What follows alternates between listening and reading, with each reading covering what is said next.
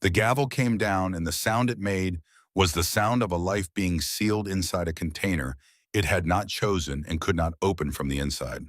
Judge Aldous Pemberton did not look up from the docket when he said the word. Remanded.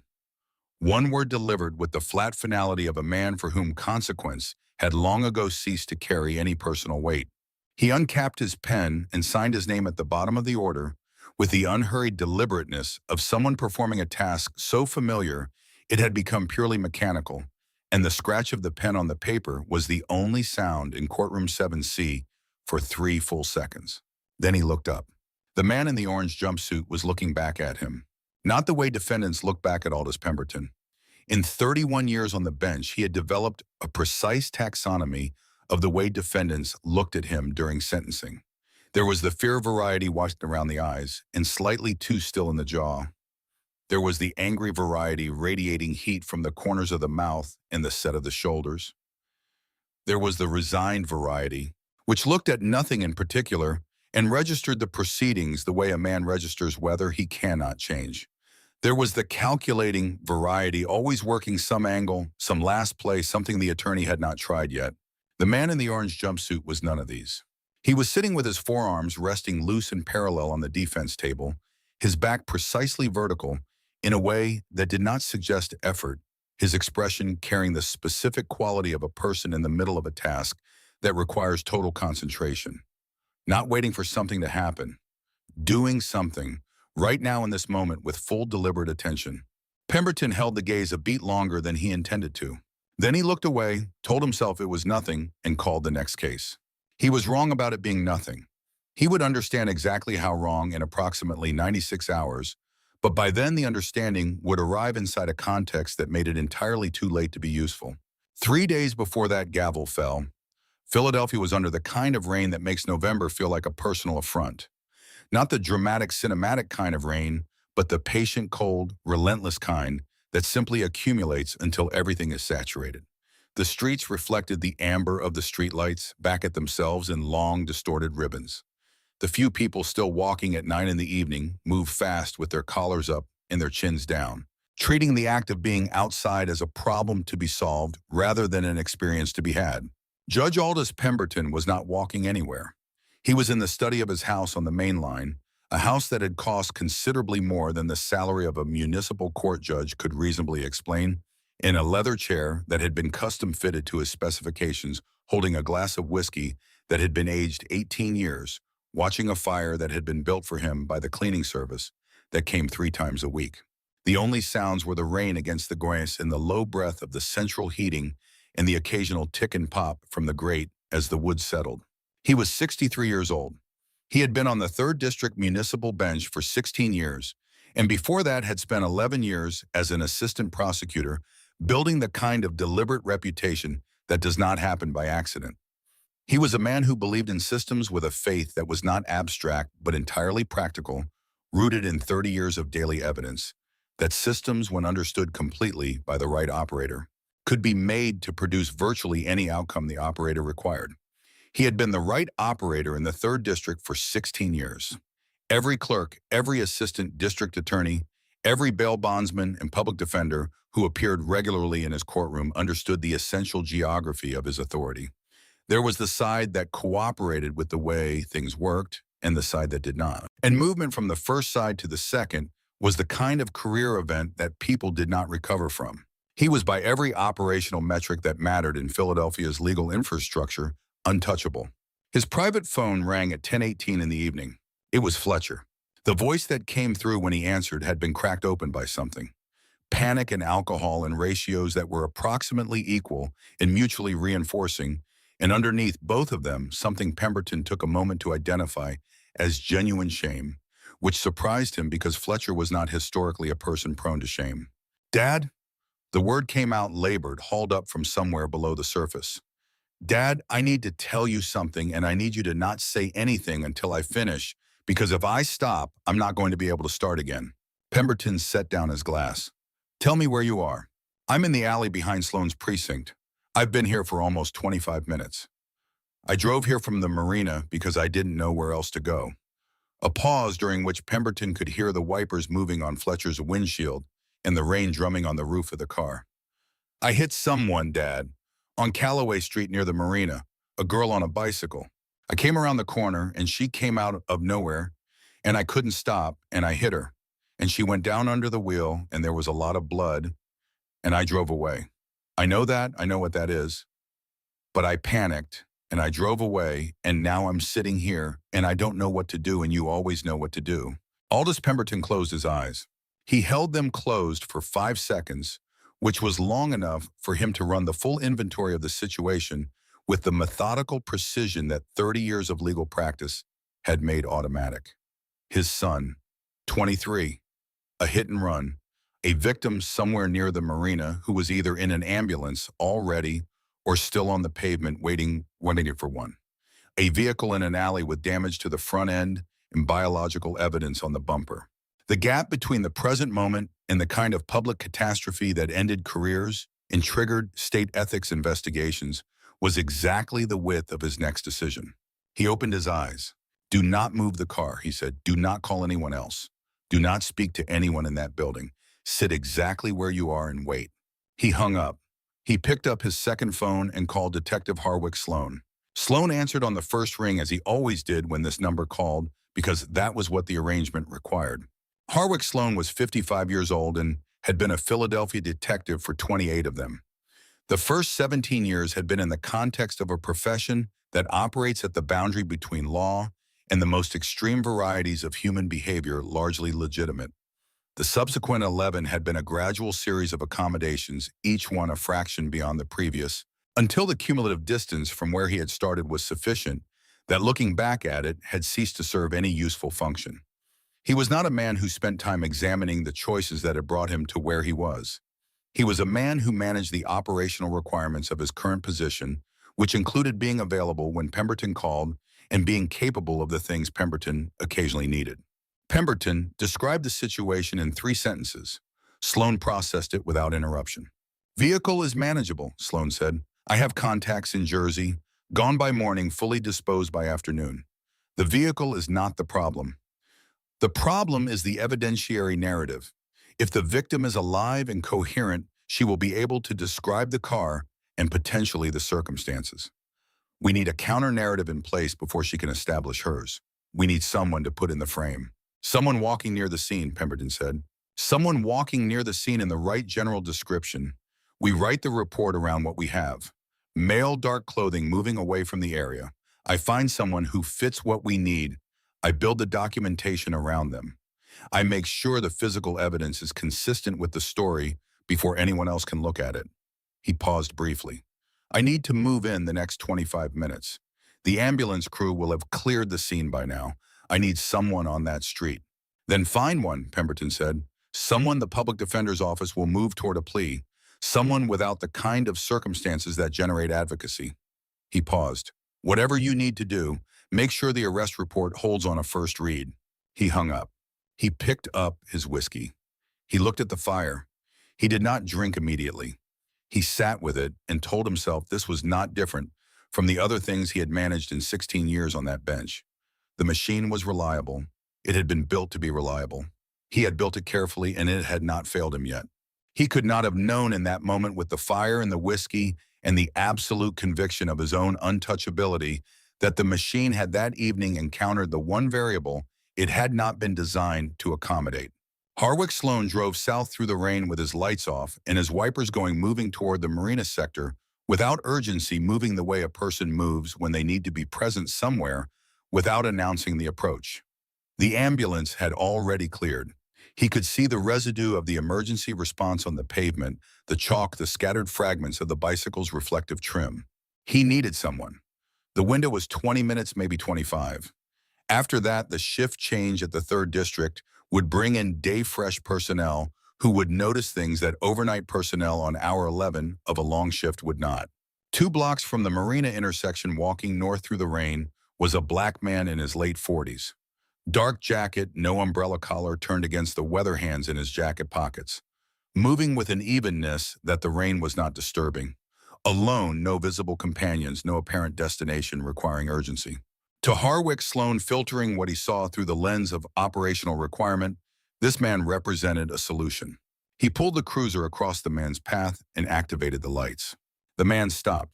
He did not run, did not reach for anything, did not produce any of the reactive movement that Sloan had unconsciously modeled as a probability. He turned toward the cruiser's lights with both hands already rising to shoulder height slowly with a deliberateness that was almost formal. And the expression on his face was not the expression of a man who has been unexpectedly lit up by a police cruiser on a dark street in the rain. It was the expression of a man who has noted a new variable and is now with complete composure deciding how to engage with it. Sloan was out of the vehicle with his weapon drawn before the man had fully turned. Face down on the ground, hands visible. Do it now. The man lowered himself to the wet pavement with a control that suggested deliberate choice rather than compelled action. His hands stayed flat and visible against the dark asphalt. The rain came down on both of them equally. Sloan pressed his knee into the man's back and applied the cuffs. Name. Cormac, the man said. His voice came from the pavement without any distortion from the position clear and entirely level. Deep, the rain and the concrete and the gun had not touched it. Full name. A pause not quite long enough to be suspicious. Delaney. Cormac Delaney. Sloan got him upright and walked him to the cruiser without checking his pockets. Checking pockets was the kind of thing that produced complications. He needed a John Doe, a person without a documentation trail that would generate institutional friction. He got Cormac Delaney into the cage and closed the door and told himself the acute phase of the problem was resolved. He did not see the earpiece in the man's left ear seated so deep in the canal and so precisely matched to the ambient color of the surrounding tissue that it would not have been visible under direct examination without a focused light source. He did not see the camera embedded in the second button of the man's jacket, which appeared identical to the surrounding buttons in every visible characteristic except that it was not a button. He did not know that from the moment his cruiser's lights had swept across Cormac Delaney on that dark street, every second of what was happening had been watched in real time on a monitor in a nondescript panel van parked 140 meters away. Inside the cruiser's cage, with the city fragmenting past the rain-streaked windows, Cormac exhaled slowly and steadily through his nose. In his left ear, Agent Quentin Sable's voice was professional and controlled. We have full coverage from 3 positions, sir. Nothing irregular about the arrest beyond the obvious. Alpha Team can extract you in under 90 seconds. Your call. Cormac looked at the back of Harwick Sloan's head through the cage divider. 21 months. That was the duration of the federal operation he commanded. 21 months of wire intercepts, financial forensics, the painstaking reconstruction of money flows through shell companies in Delaware, and accounts in the Cayman Islands, and cash transactions at restaurants and private clubs that did not appear in any public listing. 21 months of building a case against Aldous Pemberton that was, by the accounting of his task force and the assessment of the federal prosecutor assigned to the case, solid enough to indict and probably solid enough to convict. He had been 4 weeks from filing when Fletcher Pemberton drove into a woman on a bicycle near the marina. And then Harwick Sloan had driven out into the rain looking for a body to put in a story and had chosen him. Sable, he said at a volume that the partition mic could not capture. Sir, stand down all units, complete stand down. Nobody moves on this building. Nobody surveils the booking process from outside. Nobody runs a search on my identity through any accessible database without my explicit authorization. He watched the rain move on the window. I want the complete medical intake record from the hospital on the victim tonight. Paramedic dispatch, timestamp emergency admission time, everything in the hospital's own independent documentation that exists separately from the police report. A brief pause. Sir, are you certain this is... We have been working this operation from outside for 21 months, Cormac said very quietly. This man just walked me through the front door and showed me inside. I want to see the interior. The 3rd District's booking area processed people with the institutional efficiency of a system optimized for throughput.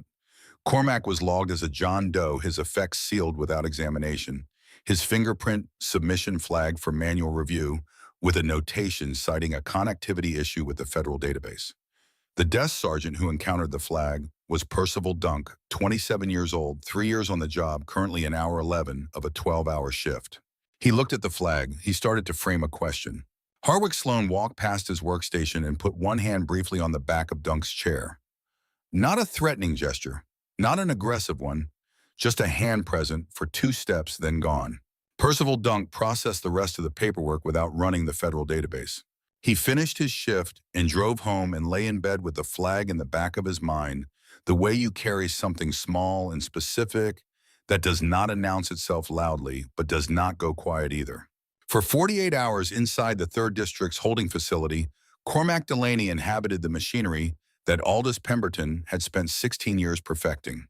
He slept on a steel bunk and ate what came through the slot in the door and observed the facility with the patient attention of a person who has learned through long professional experience that the most complete understanding of a system comes from inside it.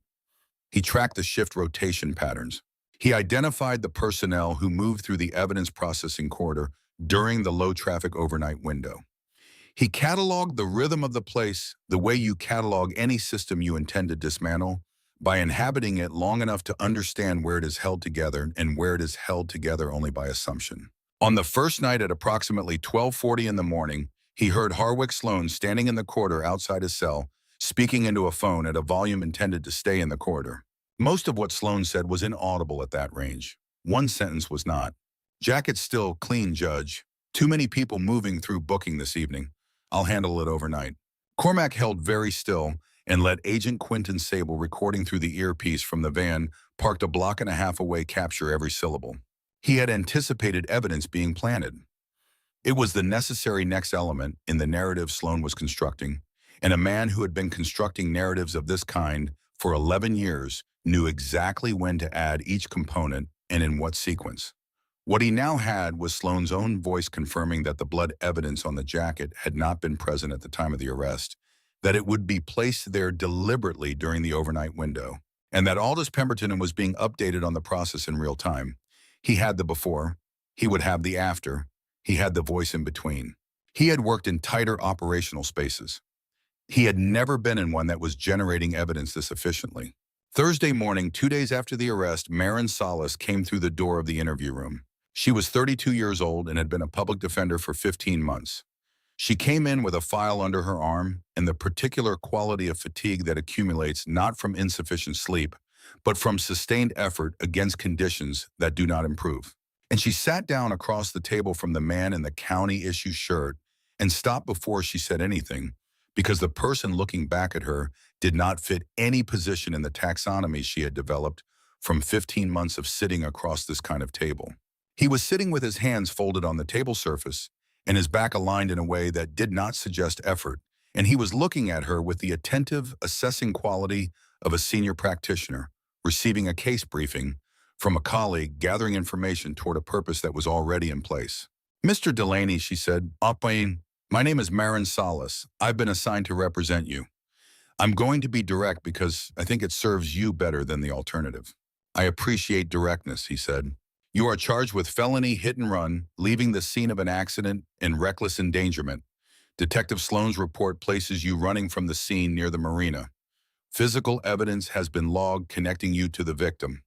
The judge assigned to your preliminary hearing is Aldous Pemberton, who in 16 years on this bench has not once shown leniency in a case with these charges and this profile of defendant." He nodded once, a minimal acknowledgement. "In Detective Sloan's report, where does he say he was when he first observed me?" She checked the document. "Patrolling the sector near the marina." "What time does the report log his cruiser entering that sector?"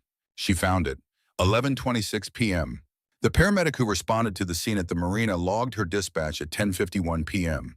That timestamp is in Penn Presbyterian Medical Center's own emergency intake documentation, which exists independently of any police report. He watched her face as she received this. If Detective Sloan's vehicle did not enter that sector until 11:26, he could not have observed anyone running from a scene that medical personnel had already departed 35 minutes before he arrived. Marin looked up from the file. "How do you know the paramedic's dispatch time?" He held her gaze and said nothing. She looked at him for a long time. The look changed quality twice during that extended moment, first from uncertainty to alertness, and then from alertness to something she did not have a precise word for, but which had the character of standing at a threshold you have not yet decided whether to cross. She picked up her pen and wrote down everything he had told her. The day before the preliminary hearing at 6:40 in the morning, Percival Dunk arrived at the precinct and sat down at his terminal, and ran the fingerprint file on the Delaney John Doe through the federal database. He had been carrying the flag for 4 days and had made his decision about it somewhere during the preceding night. The federal system returned a response he had never encountered in 3 years of working with it. Record sealed. Federal jurisdiction. Do not proceed without contacting the FBI field office. He read it 4 times, then 5. He sat with it for 7 minutes, during which the empty roll call room felt significantly smaller than its actual dimensions. Then he picked up his phone and called Harwick Sloan. Sloan answered on the second ring. Dunk said, "Sloan, I ran the Delaney prints through federal, and the database came back with a sealed record flag, and I thought you should know." The call ended. Not disconnected, ended. Deliberately terminated from the other end. Percival Dunk sat in the empty room with the terminated call in the sealed federal record and the very clear understanding that what Harwick Sloan had just communicated by ending the call was itself a form of information specific and deliberate. He saved the screen capture to his personal device. He signed out of the terminal. He went to get coffee and spent the remaining 8 hours of his shift working through one question: which side of whatever was happening he was going to be standing on when it became visible. The morning of the preliminary hearing was gray and still and cold, in the way that November mornings in Philadelphia are cold when the wind is not moving, a cold that simply sits and accumulates. In the holding room adjacent to courtroom 7C, 20 minutes before the hearing was scheduled to begin, a guard named Alcott slid a thick envelope under the door of the room where Cormac was being held.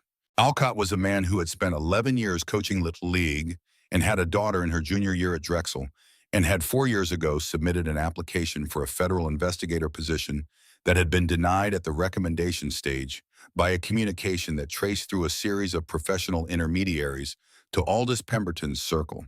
He had not known this until 2 nights ago, when Cormac Delaney explained it to him through the slot in the cell door in a conversation that lasted 13 minutes and rearranged several things in Alcott's understanding of his professional circumstances. Alcott placed the envelope and walked away without looking back. Cormac transferred it under the door gap to the interview room where Marin Salas was working through her notes. He heard her take a sharp breath when she opened it. He heard her stand and then sit again. He heard the rapid movement of pages. Through the door, barely audible. "What am I holding? Where did this come from?" "It is the floor," he said. "You build the ceiling. Everything above the floor is yours." A long silence. Then, "If I put this in front of Pemberton and I cannot establish the source to his satisfaction, he will suppress it and he will use it against me." "I can establish the source," Cormac said. "Not now. At a specific moment in the proceedings that I will create. You have to trust that the moment was coming." "Can you do that?" Another silence longer. Then the sound of a legal pad being opened to a fresh page and a pen beginning to move across it with the specific velocity of someone who has decided.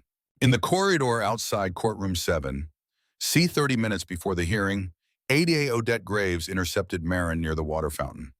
Graves was 49, precise, the kind of person who had understood from early in her career that systems have operators and that the most sustainable position inside a system is one that keeps the operator satisfied. She had been keeping Aldous Pemberton satisfied for 7 years. She looked at Marin Salas with the expression she had developed for conversations like this one. "Salas," she said, "let me save you some time this morning. Your client has no verifiable identity, no fixed residence, and logged physical evidence. The judge has previewed the materials. A plea entered today is the outcome that serves everyone's interests, including your client's." "My client is entering a not guilty plea," Marin said. Graves's expression held steady, but something changed behind it. "Judge Pemberton has a 16-year institutional memory," she said. "I would think carefully about the long-term professional calculus of using his courtroom to run a strategy that is not going to produce the outcome you are hoping for." Marin went through the courtroom door. Courtroom 7C had the atmosphere of a room in which the outcome has already been calculated, and the proceedings are a formal confirmation of what has already been decided. Harwick Sloan took the witness stand with the ease of a man in familiar territory. He raised his right hand and swore to tell the truth, and then produced over the following 11 minutes a performance of testimony that was internally consistent, fluently delivered, and false in every material particular. He described observing Cormac Delaney running south from an alleyway near the marina. He described the foot pursuit through 2 blocks of residential street. He described the apprehension and characterized the suspect's behavior as agitated, inconsistent, and evasive. He described the subsequent discovery of physical evidence on the defendant's jacket that was consistent with the blood type of the victim. Odette Graves walked him through each element with the practiced ease of a partnership that had been performing this particular routine for a long time. Cross-examination, Ms. Salas, Pemberton said from the bench, with the inflection of someone who believes the answer will be brief. Marin Salas stood. Her hands were not shaking. She had noticed this and registered it as slightly surprising because they had been shaking when she arrived at the courthouse this morning, shaking when she read through the documents in the bathroom, shaking in the elevator, shaking when she stood outside this door for 60 seconds collecting herself before she pushed it open. But they were not shaking now, and what had replaced the shaking was something more operational and more useful. Detective Sloan, she said, your incident report logs your entry into the marina sector at 11:26 p.m. Is that when you entered the area? That is what the report records, yes. And it is your testimony that upon entering the sector, you observed the defendant running south from an alleyway. That is correct. She picked up a document and walked copies to the bench and to the court reporter and to Odette Graves. Your Honor, I am submitting a certified GPS tracking log for Detective Sloan's precinct-issued vehicle for the evening of the arrest. This log was certified this morning by the City of Philadelphia Records Division. She turned back to Sloan. This log shows your vehicle stationary in the private alley on the north side of the 3rd District Precinct from 10:58 p.m. until 11:18 p.m. Following that, the log shows your vehicle traveling directly to the marina sector, arriving at 11:23 p.m. She looked at him with full attention. You did not patrol the marina area on your way to the arrest. You drove directly to it from a stationary position at the precinct, from an alley where you had been parked for 20 minutes after receiving a phone call at 11:04 p.m. from a number registered to Judge Aldous Pemberton's private cellular account. The room changed. Not in any physical way. The lighting did not change, the temperature did not change, the chairs and the benches and the wood-paneled walls remained exactly as they had been. But the quality of the air in the room changed in the way that air changes when something that has been held under pressure is released, a shift that everyone in the room felt simultaneously and that no one in that moment could have described precisely. At the bench, Aldous Pemberton's pen had stopped moving. His hand remained in the position of writing. The pen was still. Objection, Odette Graves said, and the word arrived with a quality underneath it that her training had not prepared her to suppress. Furthermore, Marin said, and her voice was entirely level, the evidence log for this case shows the defendant's jacket was checked into the evidence room at 12:40 a.m. A secondary log from the precinct's internal documentation shows the same jacket was removed from the evidence room by Detective Sloan at 2:17 a.m. and returned at 3:02 a.m. A period of 45 minutes during the overnight shift in which the detective who filed the arrest report had unsupervised access to the primary physical evidence. She looked at Sloan directly. Detective, what did you do with the jacket during those 45 minutes? Sloan's mouth opened. Objection. Graves was at her feet, and the sharpness in her voice now was the sharpness of someone who has recognized that the ground beneath the structure has shifted and is trying to address the structural problem by increasing vocal force. Your Honor, counsel is leveling direct accusations against a law enforcement officer based on documents of unverified origin. These documents should be suppressed immediately pending. The origin of these documents, Marin said, and she said it the way you say a thing that needs to land in every corner of a room, is the Federal Bureau of Investigation. What happened next in courtroom 7C happened in every part of the room simultaneously. There was no sequence to it. It arrived all at once in everyone present at the same moment, the recognition that the floor of the situation had fundamentally changed and that everyone in the room was standing on different ground than they had been standing on 60 seconds ago. At the bench, Aldous Pemberton looked from Marin Salas to the man in the orange jumpsuit. The man in the orange jumpsuit was not looking at the bench. He was looking at a fixed point above the gallery doors at the back of the room with an expression of such total stillness that he appeared to be somewhere else, inhabiting a different room, entirely engaged in something that had nothing to do with being a defendant in a Philadelphia courtroom. Pemberton looked at that expression and felt for the first time in 16 years of presiding over this courtroom, the specific physical sensation of having been completely outmaneuvered by someone who had been operating from inside the machine he had built to be outmaneuver-proof. He raised his gavel. "This court will take an immediate recess," he said. "Bailiff, I am directing the temporary retention of all documents at the defense table pending verification of their origin." The bailiff moved toward the defense table. "No authority in this district can direct the retention of documents produced by a federal agency in a proceeding of this nature," Marin said, and her voice held steady all the way to the end of the sentence. "I am asking Your Honor to cite the specific procedural rule under which that order is being issued before the bailiff takes another step." Pemberton's hand tightened on the gavel. "Your Honor." The voice from the defense table did not need volume. It arrived with the quality of clarity that does not require amplification. A note struck cleanly in a room that had gone entirely still, and it stopped everything else that was happening. Aldous Pemberton looked at the defendant. The defendant was standing. He had not been recognized. He had not asked for the floor. He was simply upright with the chains connecting his wrists hanging loosely between his hands, and he was looking at Horrocks Sloan on the witness stand with the kind of complete attention that makes the person being observed understand that they are being seen without remainder. "Detective Sloan," he said, "on the evening of my arrest, you generated a manual review exception on my fingerprint submission and entered a notation indicating a system connectivity error. I want one answer from you on the record. In this courtroom, was that connectivity error real, or did you deliberately prevent my prints from going into the federal database?" Sloan said nothing. His hands were flat on the witness box railing. He was not looking at Pemberton, because looking at Pemberton was the action that would make visible to everyone in the room that he needed help from that direction and that Pemberton was the source of it. "I will answer it," the man in the orange jumpsuit said. He turned to the bench. It was deliberate. A standard submission would have returned my identity within 4 minutes of the arrest. Detective Sloan needed time to assemble the evidence he intended to place on my jacket.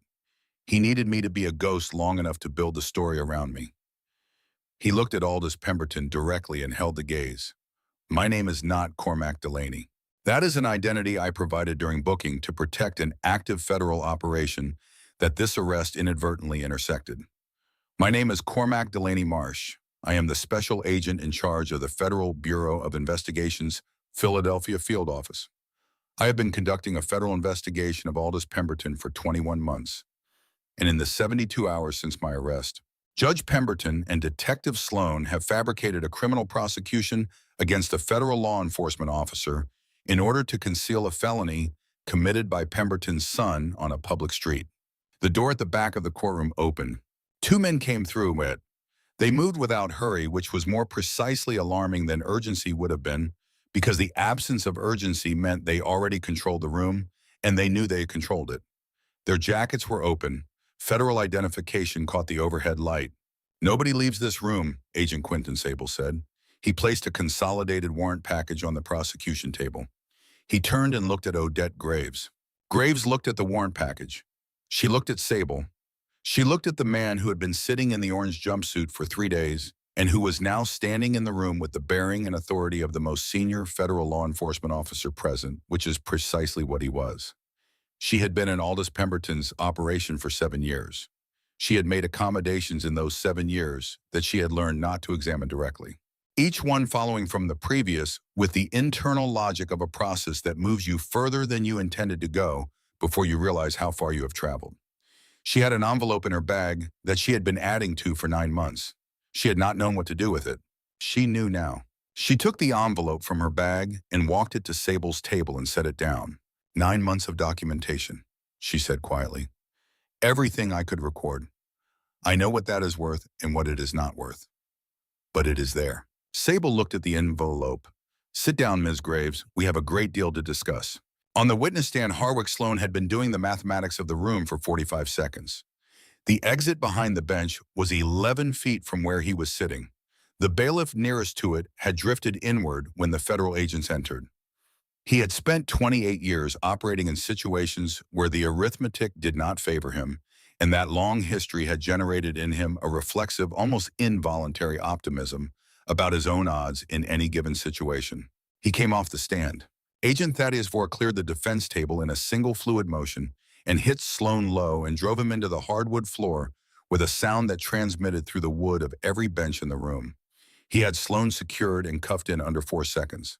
Harwick Sloan, Vorse said, applying the restraints with steady professional economy. You are under arrest for conspiracy, obstruction of justice, civil rights violations, evidence tampering, and the fabrication of false arrest documentation. You have the right to remain silent. A brief pause. I strongly recommend it. Agent Sable came to the defense table with a key and freed Cormac Marsh's wrists. The chains fell. Cormac rolled his shoulders once, and what had been contained by the jumpsuit and the chains and 72 hours of deliberate concealment expanded back into the room. He was a different person in the space than he had been 20 seconds ago. Not in appearance, not in voice, but in the quality of the authority he occupied, which was the authority of the most senior person present. He walked to the bench. Aldous Pemberton had not moved from his chair. He was holding the gavel in both hands with his knuckles white against the wood, and he was looking at the man approaching him from below the partition with the expression of a person who has run every available response and found that none of them is viable. The Cayman account, Cormac said, resting his hands on the partition railing. His voice was quiet and entirely steady. Registered under Dorothea's birth name. The balance 18 days ago was 2.9 million. The last deposit was 160,000 wired through a Wilmington shell that connects to the Marano family's construction operation in South Jersey. The same family whose three principals you sentenced to 18 months each on the charges that carried a mandatory minimum of 7 years. He watched Pemberton's face receive this information. The secondary ledger in your private office, the legal text on the third shelf with the false panel behind it. We have had the contents for 11 weeks. We also have your correspondence with Harwick Sloan from 2019 onward, which includes 14 cases by docket number in which you directed him to manufacture or suppress evidence. He straightened. We had all of this before your son drove through a red light near the marina. We were 4 weeks from filing, and then you gave me 72 hours inside your own operation. Pemberton's mouth moved. Then, I can give you the full city council. I can give you the Port Authority chairman. I can give you the deputy mayor's office, going back 10 years. Recorded conversations, financial documentation, everything you need to build cases against all of them. Just tell me what that cooperation produces for my situation. Cormac looked at him for a long moment. We have the city council, he said. Those warrants activated this morning. The Port Authority chairman is being served at his office right now. He stepped back from the partition. Turn around, Aldous. The gavel slid from Pemberton's hands and hit the bench and fell to the floor below, and the sound it made landing on the hardwood was small and entirely without the authority of the sound it made when a man of power used it to end a proceeding. Aldous Pemberton, judge of the 3rd District Municipal Court, operator of a machine built over 16 years for personal enrichment and personal protection, stood up from his chair and turned around and put his hands behind his back. In the doorway at the back of the courtroom, Sergeant Percival Dunk had arrived. He had come on his break. He had been unable to stay away. He stood in the doorway with his coffee cup and watched Aldous Pemberton being placed in federal custody by the agents who had walked through the back of his courtroom. And he thought about the sealed federal record on his screen and the silence on the other end of Sloan's phone and the 7 minutes he had spent looking at the screen capture before he decided what to do with it. He set down his coffee cup. He walked to the front of the room and found Agent Sable and said, My name is Percival Dunk. I'm a sergeant at the 3rd District. I have information relevant to this operation. I want to give a voluntary statement. Outside the courthouse, the press had assembled with the organized efficiency of a group that had been quietly positioned in advance of something they had been told was coming. Cameras on the steps, cameras at street level, news helicopters maintaining 3 separate altitudes above the building, the full apparatus of a city's media infrastructure, pointed at a story that had been told for 16 years was impossible to tell. Cormac Marsh stood at the top of the interior staircase in the dark suit that Agent Vore had brought in a garment bag, adjusting the knot of his tie while Sable updated him through the earpiece. Fletcher Pemberton taken at 9:21 this morning. Breach team confirmed he gave a complete voluntary statement within the first 90 seconds. Named his father immediately and explicitly. No hesitation. Nora Wexler's condition, stabilized overnight, responded to her name twice this morning for the first time since admission. Attending physician is cautiously optimistic about the trajectory. Good. Cormac looked at the brass doors at the base of the stairs. Walk Pemberton out the front. Sable paused. Standard protocol for high-profile arrests is the underground route. Minimizes the man. He built his reputation in that courtroom over 16 years by making people feel reduced in front of an audience. He understood the power of the theater of the institution, and he used it every day as a weapon. Today, the theater is on his side of the bench. Cormac started down the stairs. Front steps, full camera coverage. The brass doors opened. The sound from outside came in the way water comes in when a seal breaks. Cameras' voices, the deep rhythmic percussion of helicopter rotors, the specific noise of a city watching something it had been told repeatedly it would never see. Aldous Pemberton was guided down the marble steps with his head lowered and his hands secured behind him, and the quality of a man whose internal structure has failed simultaneously at every level. At the base of the steps, the transport van was already open. Before he was guided inside, he turned his head once and found Cormac standing at the top of the steps in the cold November air, hands in his jacket pockets, looking down. The van doors closed. The van entered traffic. That was the last frame in which the two men occupied the same space. In a windowless room at the Federal Building on Market Street, Agent Quentin Sable set a photograph on the table in front of Harwick Sloan and said nothing. He sat across the table and waited. The photograph was taken from a moving vehicle on a Thursday evening in April of the previous year. It showed Sloan outside a parking structure in West Philadelphia, accepting a legal-size envelope from a man named Dominic Parisi, who appeared in the appendices of 4 separate federal wiretap transcripts as a financial conduit for the Marano family's regional operations. Sloan looked at the photograph for a long time. He was 55 years old and had been doing this work for 28 years, and he understood with complete clarity what the production of a single photograph meant about the totality of the documentation that existed. You opened with one photograph when you had a comprehensive archive and were choosing the most economical entry point. I want to discuss terms, Sloan said, directly, not through attorneys. What does full cooperation look like and what does it produce for me? Sable's expression did not change. Full cooperation is the complete operational map. How Pemberton communicated desired outcomes on specific cases. How money moved from the Marano and Caruso networks through the bail bondsman intermediary system to accounts accessible to Pemberton. Every case in which you personally manufactured, suppressed, or modified evidence. And the physical location of any secondary records Pemberton maintained outside the official file structure. Sloan was quiet for 4 seconds. There's a secondary ledger in his private office at the courthouse, he said. In a legal text on the 3rd shelf, you have to remove the dust jacket to see the seam on the spine. The false panel is behind the spine. Inside is a ledger going back more than 20 years in his own handwriting. Sable looked at him steadily. Keep talking, he said. All of it. From the beginning, we are recording. Sloan talked for 11 hours. He described the operational architecture of Pemberton's machine from the foundational level upward with the comprehensive specificity of someone who helped construct it and had maintained it for 11 years and knew precisely where every structural element was located and what it was connected to. He provided dates, transaction amounts, account numbers, the names of intermediaries, the communication methods used for different categories of instruction. He named 7 cases by docket number in which he had personally manufactured or suppressed physical evidence at Pemberton's direction.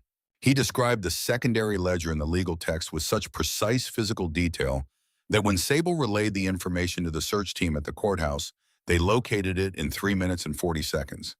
It was exactly where Sloan said it would be. The false panel was the exact dimensions he described. The ledger inside contained 23 years of Pemberton's personal records in a shorthand notation system that the forensic accounting team spent 3 days fully decoding. When decoded, it added 22 names to the federal indictment. The Port Authority chairman was on the list. The deputy mayor was on the list. The serving president of the city council was on the list. The third entry behind 2 bail bondsman network principals was the sitting mayor of Philadelphia. The warrant for the mayor's residence was signed by a federal magistrate at 6:14 the following morning. He was served before his protective detail completed its overnight shift change. 4 weeks after the arrest, Cormac Marsh drove alone across Philadelphia to Penn Presbyterian Medical Center on a Thursday afternoon. He had a briefing at 4 and a call with the director's office at 6, and he spent the drive not thinking about either of those things. He showed his credentials to the floor nurse on the ICU ward and asked for the Wexler family. They were in the family waiting room. Clifton Wexler, who had been an electrician for 31 years and who had spent the 4 weeks since his daughter's hospitalization making himself useful around the ward in the only way he knew, fixing the hinge on the supply closet that had been broken for 6 months, replacing a failing fluorescent tube in the consultation room, doing the work of his hands when the work of love had no direct object to act on. Bertrice Wexler, who had been a school librarian for 22 years and who sat in the chair nearest the window with a paperback novel open on her lap that she had not turned a page of in several days. And Idris, who was 19 and who had driven his parents to the hospital every single day without being asked and had gone home 3 times in 4 weeks, each visit shorter than the last. Clifton Wexler stood when Cormac came through the door. He was a large man, and 4 weeks of hospital waiting had not diminished him physically, though it had worked on the lines around his eyes in ways that would take a long time to release. He looked at Cormac's identification and then at his face, and his expression was the expression of a man who has been waiting for information and is now about to receive it and is holding himself carefully still for the receiving. "She is going to wake up," Cormac said. "The neurologist confirmed this morning that the swelling has resolved enough. She responded to her name twice during the night. They are careful with timelines because they are always careful with timelines in cases like this, but she is going to wake up and she is going to know who she is." Bertrice Wexler's hands closed on the book in her lap. Clifton Wexler raised his hands briefly to cover his face. 3 seconds. Then they came down and he looked at Cormac with complete steadiness. "The person who hit her," he said, "is in federal custody," Cormac said. "His name is Fletcher Pemberton. He is 23 years old and he has given a complete voluntary statement.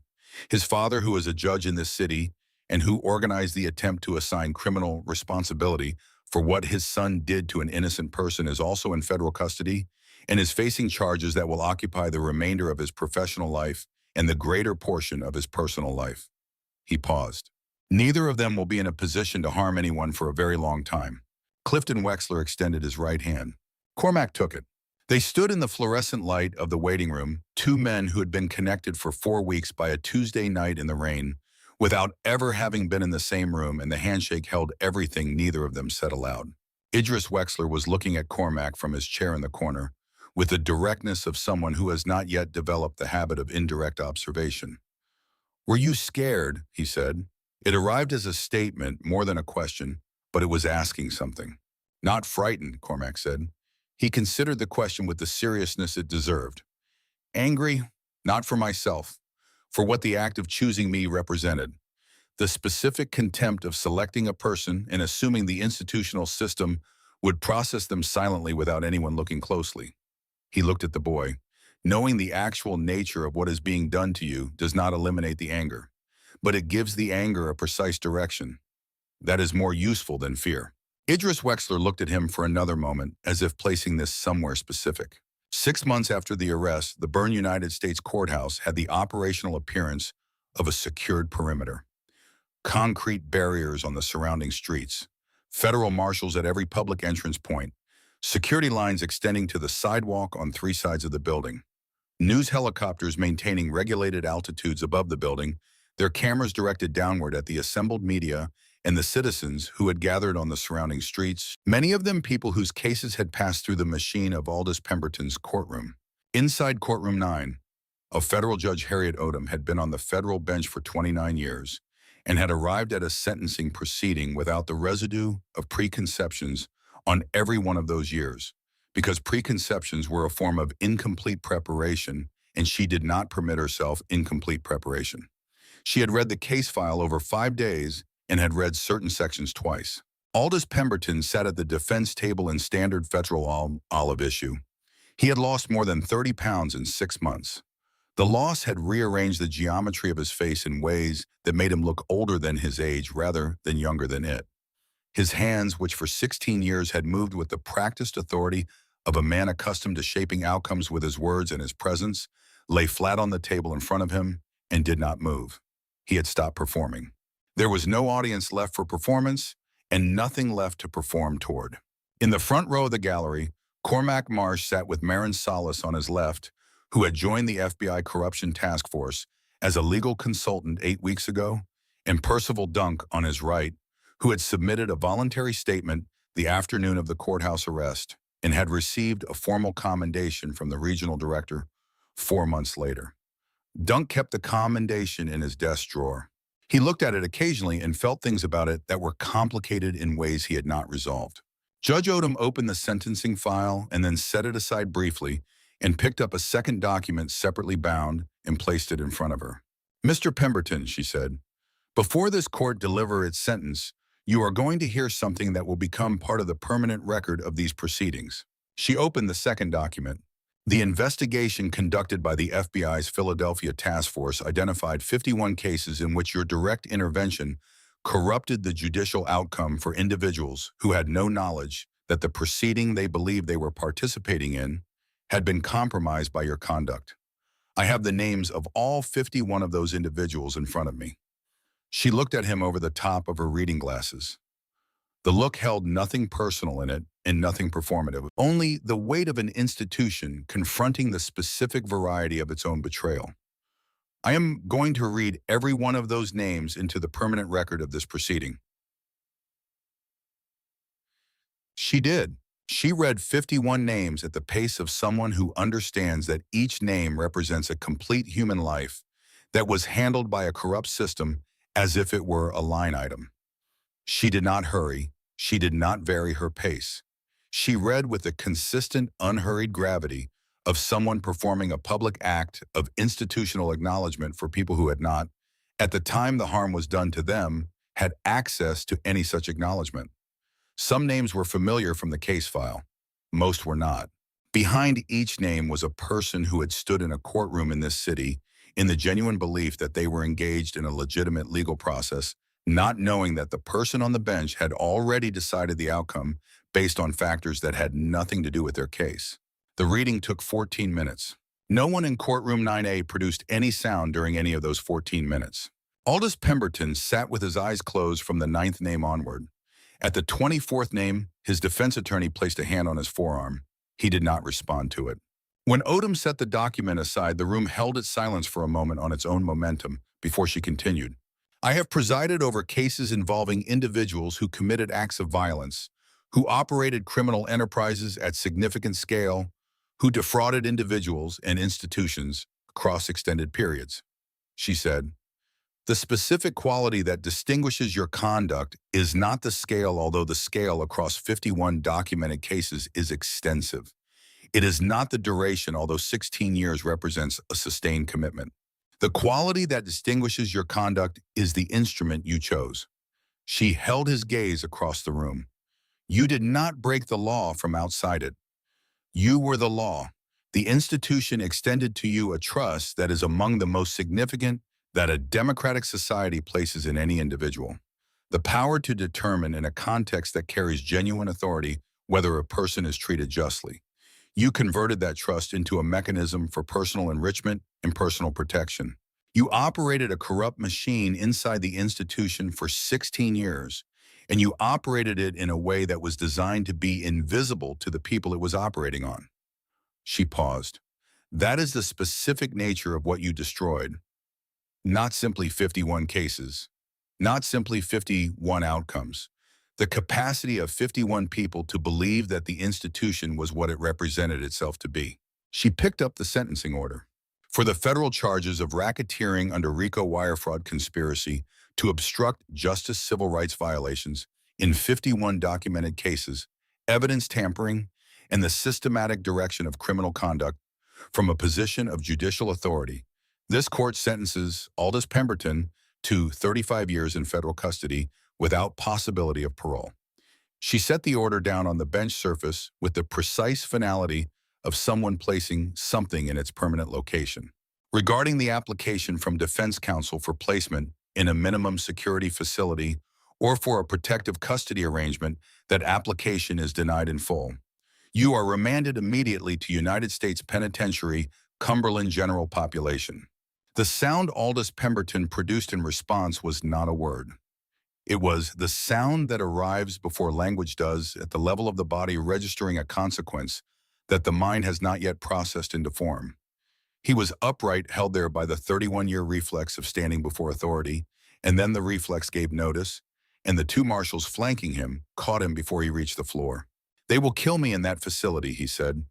The judicial authority that had been the primary quality of his voice for 31 years was entirely gone.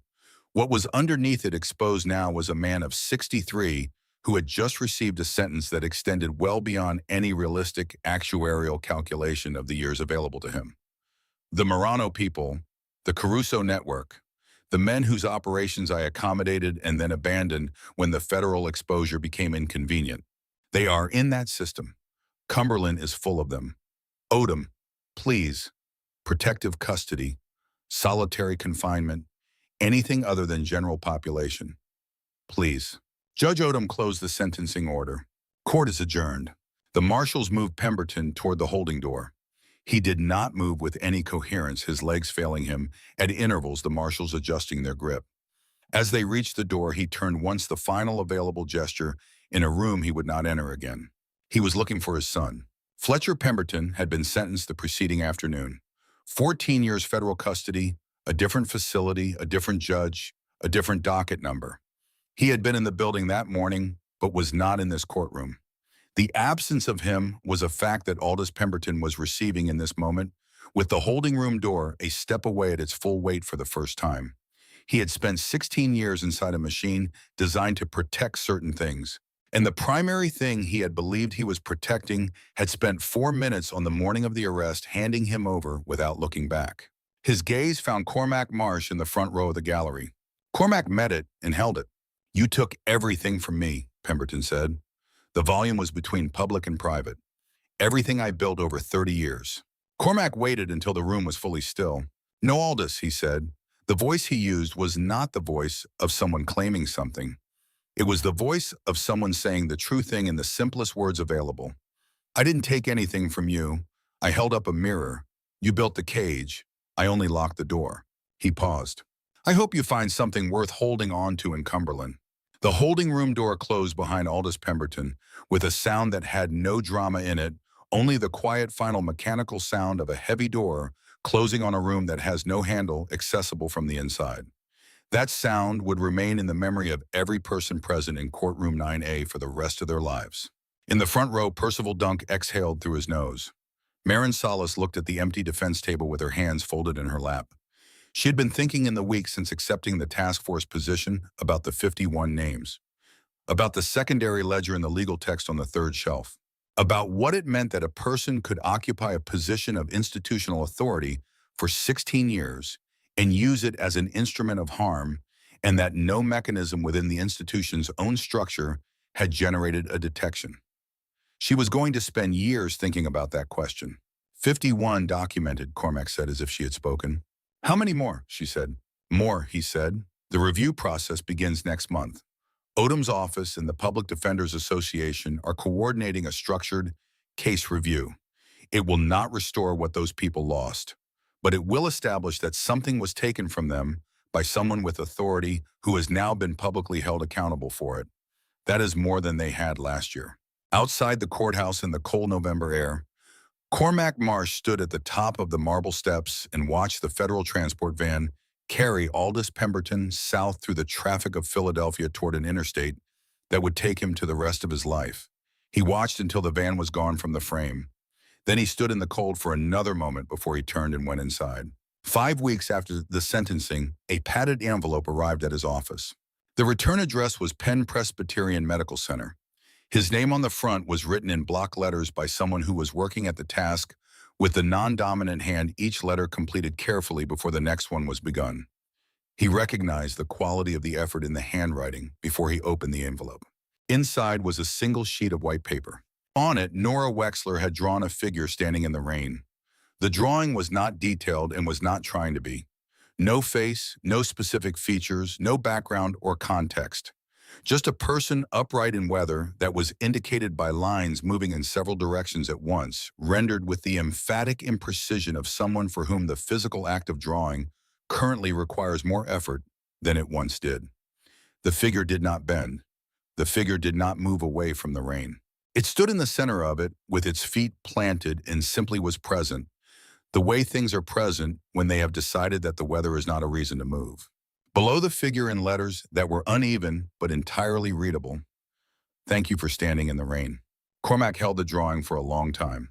Then he set it on the left side of his desk, propped against the base of the lamp, where it would be visible without requiring him to look for it. He picked up the file that Agent Sable had placed on the right side of his desk that morning. Different city on the cover sheet, different district, different name at the top of an organizational chart that was in its essential structure precisely familiar. He had seen this structure before. He had spent 21 months learning its specific characteristics inside the machine that had just been dismantled. The architecture in front of him was the same. The scale reading through the preliminary materials appeared larger. He picked up his phone. "Sable," he said. "Conference room at 8 tomorrow morning. Full task force, nobody remote." He looked at the drawing on the left side of his desk at the figure standing upright in the rain, with nothing about it suggesting that the rain presented any particular difficulty. "We have a new file to open." He set the phone down. He opened the file. He began to read.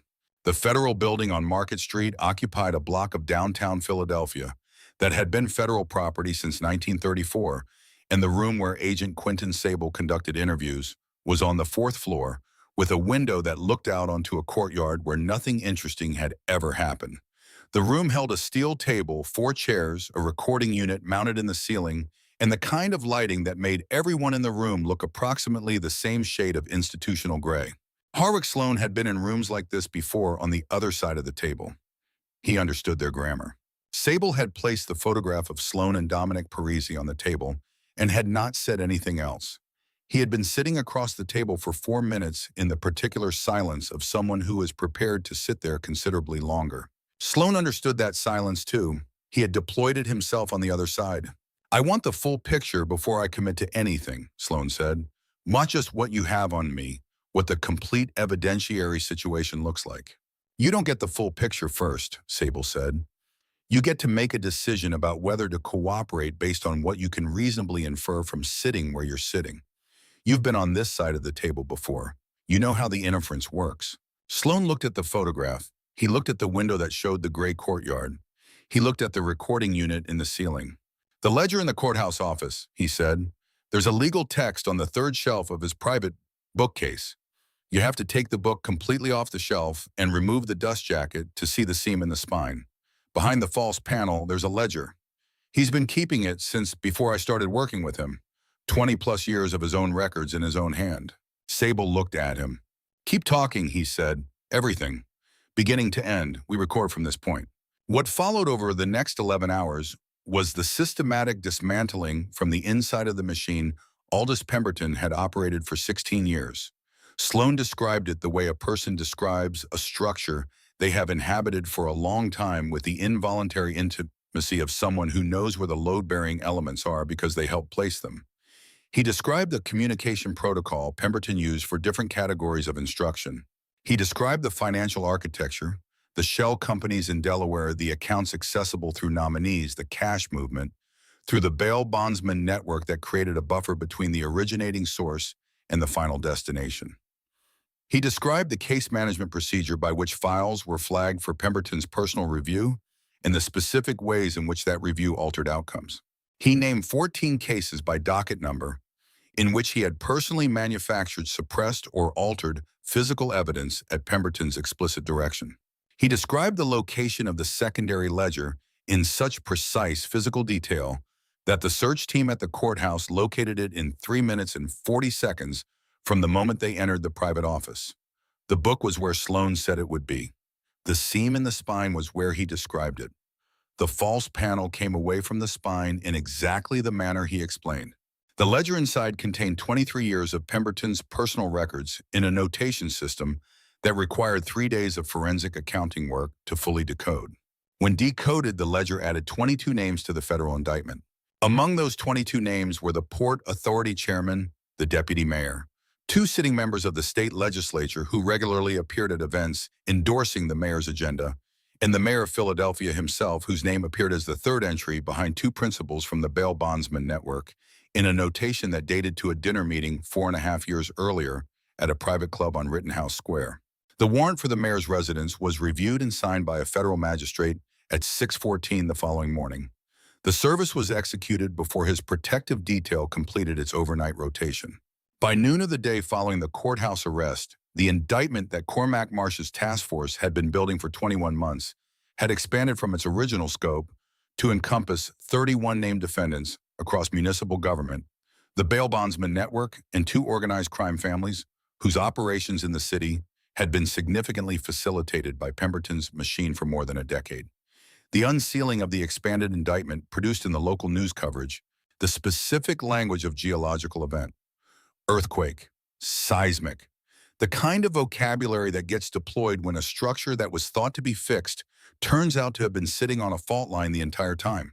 Cormac Marsh watched the coverage from his office on the 4th floor of the federal building and felt none of the satisfaction that the coverage assumed he should feel. What he felt was the specific exhaustion of a person who has been doing something for 21 months with full attention and has now reached the end of that particular sustained effort and finds that the space where the effort was is temporarily empty. The machine was down. That was not the same thing as the problem being solved. The problem was the existence of conditions in which machines like this one could be built and maintained for 16 years without detection. That problem was not going to be addressed by the indictment, but the indictment was what he had. And it was real and it was complete, and 51 people who had been processed through Aldous Pemberton's machine without knowing they were being harmed by it were going to have at minimum the institutional acknowledgement that something had been done to them. That was not nothing. Fletcher Pemberton spent the weeks between his arrest and his sentencing in federal detention at a facility in Delaware. He had a public defender who was not Marin Salas, a man named Gerald Atkins, who had been practicing criminal defense for 26 years and who sat across from Fletcher in the consultation room and told him with the directness of someone who has had this conversation many times, that the most useful thing Fletcher could do for his situation was to be as cooperative as the federal prosecutor needed him to be, and to do it without reservation or qualification. Fletcher was cooperative. He described the evening in full, including the drinks that preceded it in the specific sequence of his actions after the impact, and the phone call to his father, and the 20 minutes in the alley behind Sloan's precinct. He described his father's instructions. He described Sloan's arrival at the alley and the conversation between his father and Sloan that he was present for. He described the vehicle's disposition, the route it was taken, the contact in New Jersey who handled the final elimination of the car. He cooperated completely and without reservation, and the sentence he received was, by the standards of the charges against him, a measure of what that cooperation was worth. 14 years, federal custody, mandatory service of 85% before any eligibility consideration. He was 23 years old. He would be in his late 30s before he saw the outside of a federal facility. The Persian rugs and the imported marble and the silk pajamas and the penthouse in Rittenhouse Square that had been purchased with money generated by his father's corruption were gone.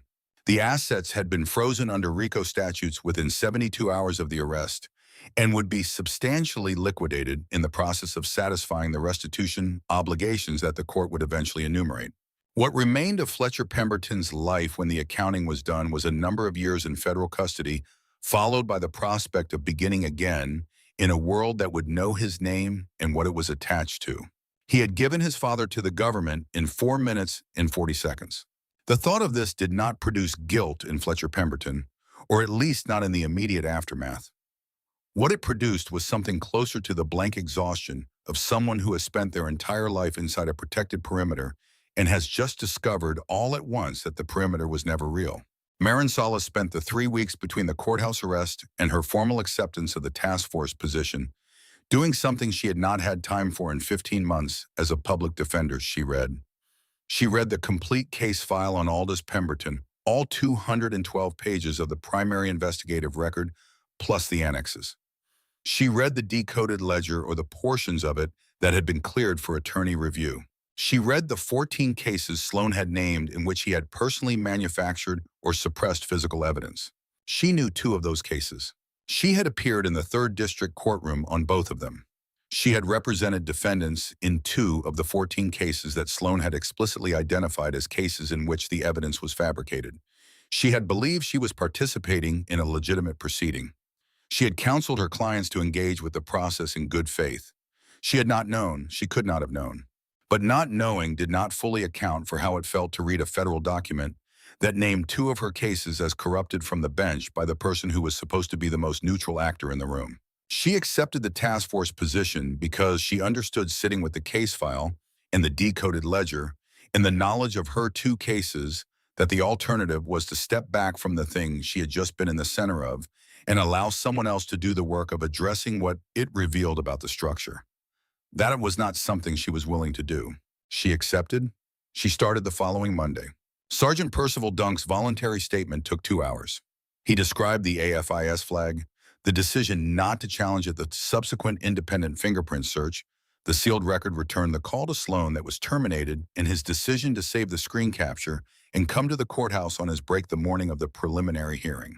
The federal investigator who took his statement was a woman named Carolyn Ostroff, who had been with the FBI for 17 years and who listened to the statement with the attention of someone recording information rather than evaluating it. When the statement was complete, she asked Dunk a single follow-up question. When you terminated the call with Sloan and saw the sealed record flag and understood what you were looking at, how much time passed before you decided what you were going to do? Dunk thought about it. 7 minutes, he said, approximately. Ostroff nodded and made a notation. She did not tell him what the notation said. What it said was, subject made decision in 7 minutes under significant professional pressure. Decision consistent with institutional integrity. Recommend formal commendation. The commendation arrived 4 months later. Dunk kept it in his desk drawer because it commemorated a thing he had done correctly while also representing a thing he had initially declined to do, and the distance between the two was not something he had resolved comfortably. Nora Wexler woke up on a Tuesday morning, 26 days after the accident. Not all at once, not in the cinematic way with eyes opening and immediate clarity. It was a process that the attending nurse documented as gradual orientation over the course of several hours, beginning with responses to her name and to physical stimulus and proceeding through increasing awareness of context of location of the faces of the people who had been sitting with her around the clock since the night she was brought in. By the afternoon of the day she woke up, she was able to form sentences. By the evening, she was able to hold a conversation with effort, her voice rough from the breathing tube that had been removed 3 days earlier, when her oxygen saturation stabilized sufficiently. Her mother was in the chair on her left side. Her father was standing because he had been unable to sit still for 6 hours and had not tried to force it. Her brother Idris was cross-legged on the floor under the window, which is where he had been for the better part of the past 4 weeks. She said, "What day is it?" Her mother told her. She said, "How long?" Her father told her. She closed her eyes briefly and then opened them again and looked at the ceiling and said, "Tell me what happened. All of it. I want to know what happened." So they told her. Clifton Wexler sat in the chair on her right side, and he told her about the girl who arrived at the hospital the night of the accident and told her about the detective who had fabricated an arrest and told her about the judge who had ordered it. He told her about the federal agent who had been walking in the rain when the detective needed someone to put in a story, and about what that agent had done instead of fighting the arrest and about what it had produced. He told her carefully and completely in the way you tell someone something important when they are ready to hear it, which is to say without sparing anything significant and without dwelling on anything longer than it required. Nora Wexler listened to all of it. When her father was done, she was quiet for a while. Then she said, "I want to write something. Can someone get me paper and something to write with?" Idris got up from the floor under the window and found a legal pad in the supply drawer and a pen, and he put them on the adjustable table in front of her, and she looked at her right hand, which was still not fully reliable, and she picked up the pen with her left hand, and she began. It took her most of an hour. The figure was not the way she would have drawn it before the accident, when her hands did what she asked without requiring negotiation, but it was what she wanted it to be. And when she was done, she looked at it for a while, and then she asked for an envelope and her family's address book, and she asked Idris to mail it when he went home that evening. He mailed it the following morning because he did not go home that evening. Cormac Marsh received the envelope 5 weeks after the sentencing. He had been at his desk since 7:30, and it was now mid-afternoon, and the light through his office window had the specific quality of late autumn Philadelphia light, thin and honest and without warmth. He opened the envelope and looked at what was inside for a long time. He thought about what it had taken to draw that figure with the non-dominant hand in a hospital bed with the fluorescent lights and the sounds of the ward and the particular physical circumstance of someone who has recently been very close to not waking up. He thought about the amount of specific intention required to produce something with that much deliberate meaning under those conditions. He set the drawing on the left side of his desk. He sat with it for a moment. Then he picked up the file on the right side of his desk and opened it to the first page and began to read. The city named in the file was not Philadelphia. The district court with jurisdiction was not the 3rd district. The name at the top of the organizational chart was a name he did not recognize, which meant the operation was earlier in its development than the Pemberton case had been when his task force inherited it, which meant more work rather than less, and more time rather than less. And the specific kind of sustained attention that a person commits to when they understand that the thing they are doing is not going to be finished quickly and they have decided that is acceptable. He read through the preliminary materials for 40 minutes. Then he picked up his phone. "Sable," he said, "conference room at 8 tomorrow. Full task force, nobody on remote. I want everyone physically in the room." He looked at the drawing on the left side of his desk at the figure standing in the rain with its feet planted and its back straight and nothing in its posture suggesting that the rain was a condition that required a response beyond continued presence. "We have a new operation. Get some sleep tonight because we are going to need the morning." He set the phone down. He opened the file to the second page. He kept reading. The conference room on the 4th floor of the Federal Building had a table that seated 12 and windows on 2 sides that looked out over the intersection of Market and 7th, where the city moved in the specific way Philadelphia moved on weekday mornings with purposeful directional flow that was perpetually on the edge of disorder, but never quite achieved it. 8 agents sat around the table at 8:05 on the Wednesday morning after the sentencing. Coffee cups and files and a projection screen showing the cover page of the new case. Cormac Marsh stood at the head of the table. "The Pemberton operation produced 31 indictments," he said. 17 of those are already moving through the federal courts. The remaining 14 are in various stages of pre-trial process. What we learned from 21 months inside that machine is that the specific infrastructure Pemberton used was not original to him. He adapted it from an existing template. This file represents the template." He indicated the cover page on the projection screen. Different city, different jurisdiction, longer operational duration, more sophisticated financial architecture, more extensive penetration of municipal structures. He paused. Same fundamental machine. Agent Thaddeus Vore, who had tackled Harwick Sloan into the floor of courtroom 7C 6 months ago, and who had since spent 4 of those months supporting the grand jury proceedings on the Pemberton indictments, looked at the cover page. "How long has it been running?" "Best current estimate is 24 years, Cormac said. "The Pemberton machine was 16 years old when we took it apart. This one predates it by 8 years. The room absorbed this." "Who made the connection between the 2 operations?" asked Agent Quentin Sable, who had been with the task force since its 2nd year, and who knew Cormac's working methods well enough to understand that the question of origin mattered to how the information had been developed. "Harwick Sloan," Cormac said, specifically the name he provided during the 2nd hour of his cooperation session that appeared as a cross-reference in the Wilmington financial records we seized from Pemberton's safe deposit box. The cross-reference led to a series of wire transfers in 2017 and 2018 that originated from the city named on that cover page and moved through the same Delaware shell network Pemberton was using. The shell network was constructed before Pemberton began using it. Someone else built it. Pemberton was a tenant. He clicked to the next slide, the organizational chart. "We are starting from approximately the same position we were in with Pemberton 21 months ago, which means we have the financial architecture and we have the wire intercepts, but we do not yet have the human network that operates inside the machine.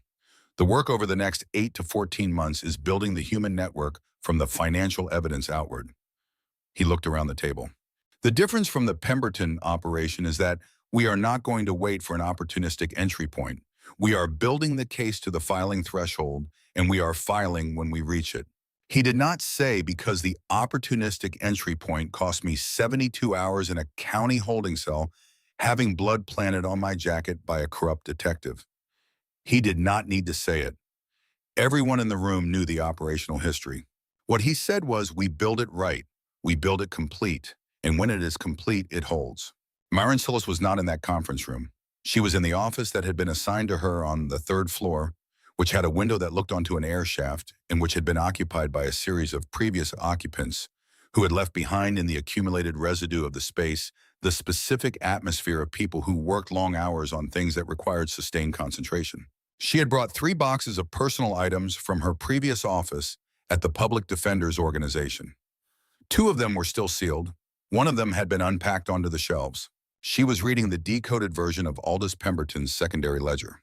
She had been reading it in sections for 3 weeks, not because she needed to read it for any current operational purpose, because she needed to understand it fully, which was a different kind of reading. The ledger was 23 years of a person's operational record of their own corruption, written in a shorthand that had taken professional forensic accountants 3 days to decode, kept hidden in a false panel behind a legal text on a shelf in a private office in a public courthouse. 23 years of entries, 23 years of decisions about which cases to touch and how to touch them, and what the compensation was and where the compensation went. She was specifically looking for the 2 cases in which she had appeared. She found the first one on a Thursday afternoon 3 weeks into her reading. The entry was 3 lines in Pemberton's shorthand, which had been decoded to approximately 40 words. It described the case by its docket number, the nature of the intervention, the party requesting the intervention, and the amount of the consideration received. The amount was $32,000. She sat with that entry for a long time. Her client in that case had received a sentence of 4 years. The charges had carried a range of 18 months to 4 years. She had argued for the lower end. She had believed she was arguing effectively. She had believed Pemberton was an impartial arbiter of the argument. She had believed the 4-year outcome was the result of the legal process functioning as it was designed to function. She had gone home after the sentencing and felt a specific disappointment of having argued her best and not reached the number she had been trying to reach. The intervention had been requested by a third party whose name appeared in the decoded entry. She did not recognize the name.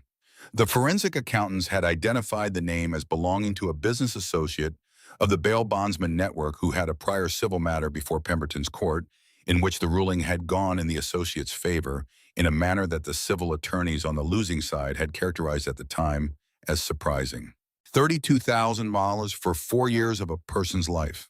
She closed the decoded ledger and sat at her desk for 20 minutes without doing anything. Then she opened it again and kept reading. The civil rights attorney assigned to coordinate the case review process that Judge Odom's office and the Public Defenders Association were jointly running was a woman named Bertina Caulfield, who had spent 31 years in civil rights law and who had the specific quality of implacable patience that comes from a lifetime of working on problems that do not resolve quickly. She had an office on the 2nd floor of a building on Chestnut Street, and she had, since the announcement of the review process, received 412 letters from individuals who believed they might have been among the 51 documented cases or among the undocumented cases that the review was intended to identify. 412 letters in 6 weeks. She read every one.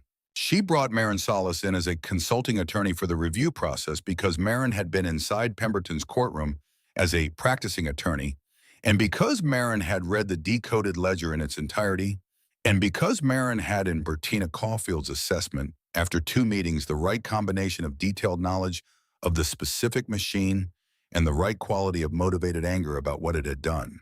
Anger was useful in Bertina Caulfield's professional experience when it was the kind that produced work rather than the kind that produced noise.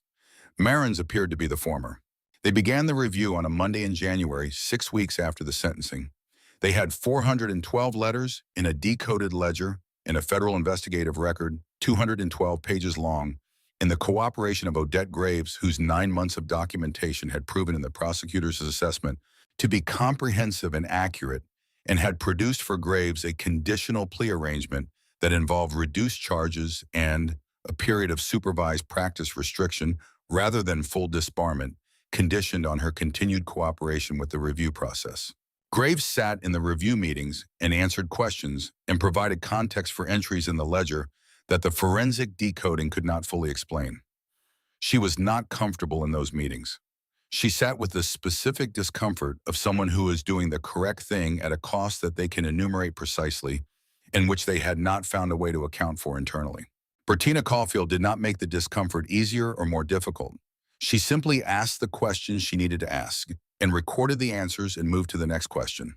The review identified in its first 3 months an additional 38 cases beyond the 51 documented in the federal investigation for a total of 89 cases in which Pemberton's direct intervention had altered the outcome. Of the 89, 31 involved individuals who had already served their full sentences. 12 involved individuals who were still incarcerated. 7 involved individuals who had died during or after their incarceration. Those 7 names were placed in a separate section of the review record marked with a notation that Bertina Caulfield had written herself, cases requiring specific and public institutional acknowledgement. Nora Wexler was discharged from Penn Presbyterian Medical Center on a Friday afternoon in December, 51 days after she was admitted. She walked out of the hospital's main entrance under her own power with her father on her left and her mother on her right and her brother Idris 2 steps behind, holding the bag of personal items that had accumulated in the room during 51 days of hospitalization. The recovery ahead of her was not finished. It would not be finished for a long time. The physical therapy schedule her discharge plan included was 12 weeks of intensive sessions followed by an ongoing maintenance program. There was neurological work still to be done, the kind that shows up in subtle ways rather than dramatic ones in processing speed and word retrieval, in the occasional morning where the connection between intention and action takes longer than it should. She knew all of this. She had been told all of this by the medical staff in a series of conversations over the final 2 weeks of her hospitalization. She had listened carefully and asked specific questions and had taken notes in the legal pad that Idris had found in the supply drawer on the day she woke up. She had 1 page of that legal pad reserved for things she wanted to do when she was out. The list was not long. Number 1 was to sleep in her own bed. Number 2 was to get a cup of coffee from the place on the corner near her apartment that made it the way she preferred. Number 3 was to go back to the place where the accident had happened and stand there for a while and let herself understand it in the context of the city, in the street, rather than the context of a hospital room. Number 4, here, written in larger letters than the others underlined once, find out if there is something I can do. She did not know yet what that meant specifically, but she had read from the hospital bed the articles about the review process that Bertina Caulfield and Marin Solis were conducting. She had read about the 412 letters. She had thought about 89 cases and about the 7 names that required specific acknowledgement. She did not know yet what she could contribute, but she was going to find out. She walked out the front entrance of the hospital, and the December air was cold and sharp and entirely real, in the way that things are real after 51 days of institutional air, and she stopped at the top of the entrance steps and took a full breath of it. Her father put his hand on her shoulder. She stood there for a moment, taking the measure of what it felt like to be outside. Then she walked down the steps. The sentencing of the 31 defendants from the expanded Pemberton indictment proceeded through the federal courts over a period of 14 months.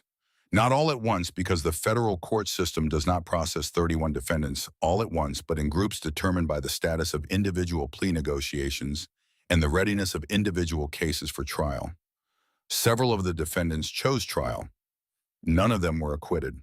The evidentiary record from Sloan's 11 hours of cooperation, combined with the decoded ledger, the financial forensics, the wire intercept documentation, and the voluntary statements of Odette Graves and 8 other cooperating witnesses, was of the kind that juries did not find ambiguous.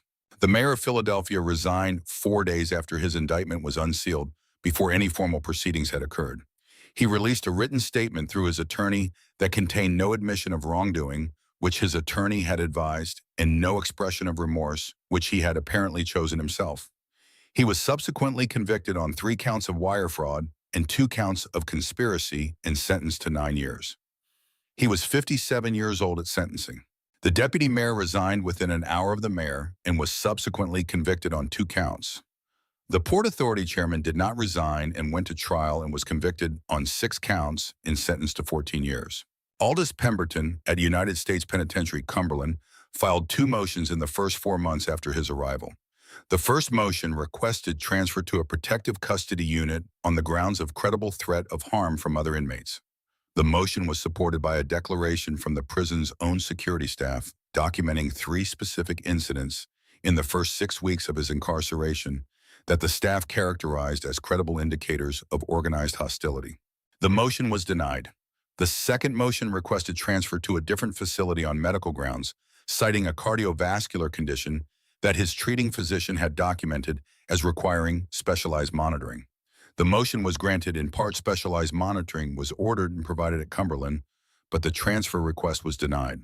He filed no further motions in the subsequent months. The organized hostility from the Marino and Caruso family affiliates who were housed in Cumberland did not resolve. It did not escalate to serious violence in the first year, which the prison security staff attributed to the administrative attention the case was receiving rather than to any reduction in underlying intent. Pemberton spent his first year at Cumberland in a state of continuous low-level threat management that required him to calculate every day the choices available to him in a physical and social environment he had not previously inhabited and could not control. He was a person who had spent 31 years in environments he controlled. The adjustment was total and unrelenting. He did not write letters to his son. Fletcher, in federal custody in Delaware, did not write to him. The communication between them in the first year after their respective sentencing was zero.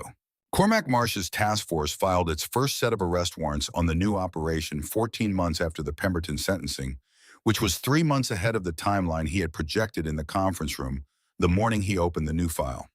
The earlier filing was made possible by a piece of financial documentation that a forensic accountant named Deborah Strung found in the Delaware Shell records at month 9.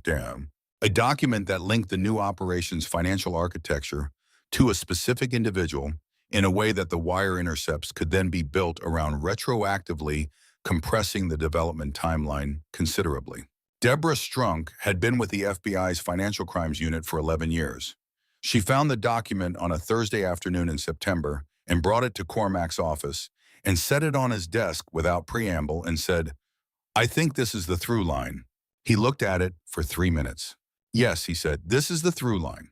She went back to her office, and he picked up his phone and called Agent Sable. The new operation moved faster because the task force had learned from 21 months inside the Pemberton machine specific things about how this variety of corruption organized itself and what the most efficient investigative path through it looked like. They had learned which categories of financial documentation to prioritize. They had learned the specific communication patterns that people inside these machines used when they believed their communications were private. They had learned that the secondary records, the ledgers and the notebooks and the personal correspondence that the people operating these machines kept for their own reference were almost always more comprehensive and more legible than the official documentation because the people keeping them never intended them to be read by anyone else. They found the secondary records in month 11. The arrest warrants were filed at month 14. On the afternoon the warrants went active, Cormac was in his office when Marin Salas knocked on the open door and came in. She was carrying 2 cups of coffee from the place on the ground floor of the building that was marginally better than the coffee from the 4th floor machine, and she set one on the edge of his desk and kept the other. "I read the summary from the warrant filing," she said. "It went well," he said. 28 defendants. Preliminary count. There may be additional co-defendants identified in the course of the arrest process. She sat down in the chair across the desk. She looked at the drawing on the left side of his desk, which had been there since the day the padded envelope arrived from Penn Presbyterian. The paper had yellowed slightly at the edges over 14 months. The figure in the drawing had not changed. "I finished the review process documentation last week," she said. Bertina filed the final report with Judge Odom's office on Tuesday. 89 cases, he said. 89 documented. Bertina's assessment is that the actual number is likely between 110 and 140 based on the pattern of the machine and the rate at which letters are still arriving.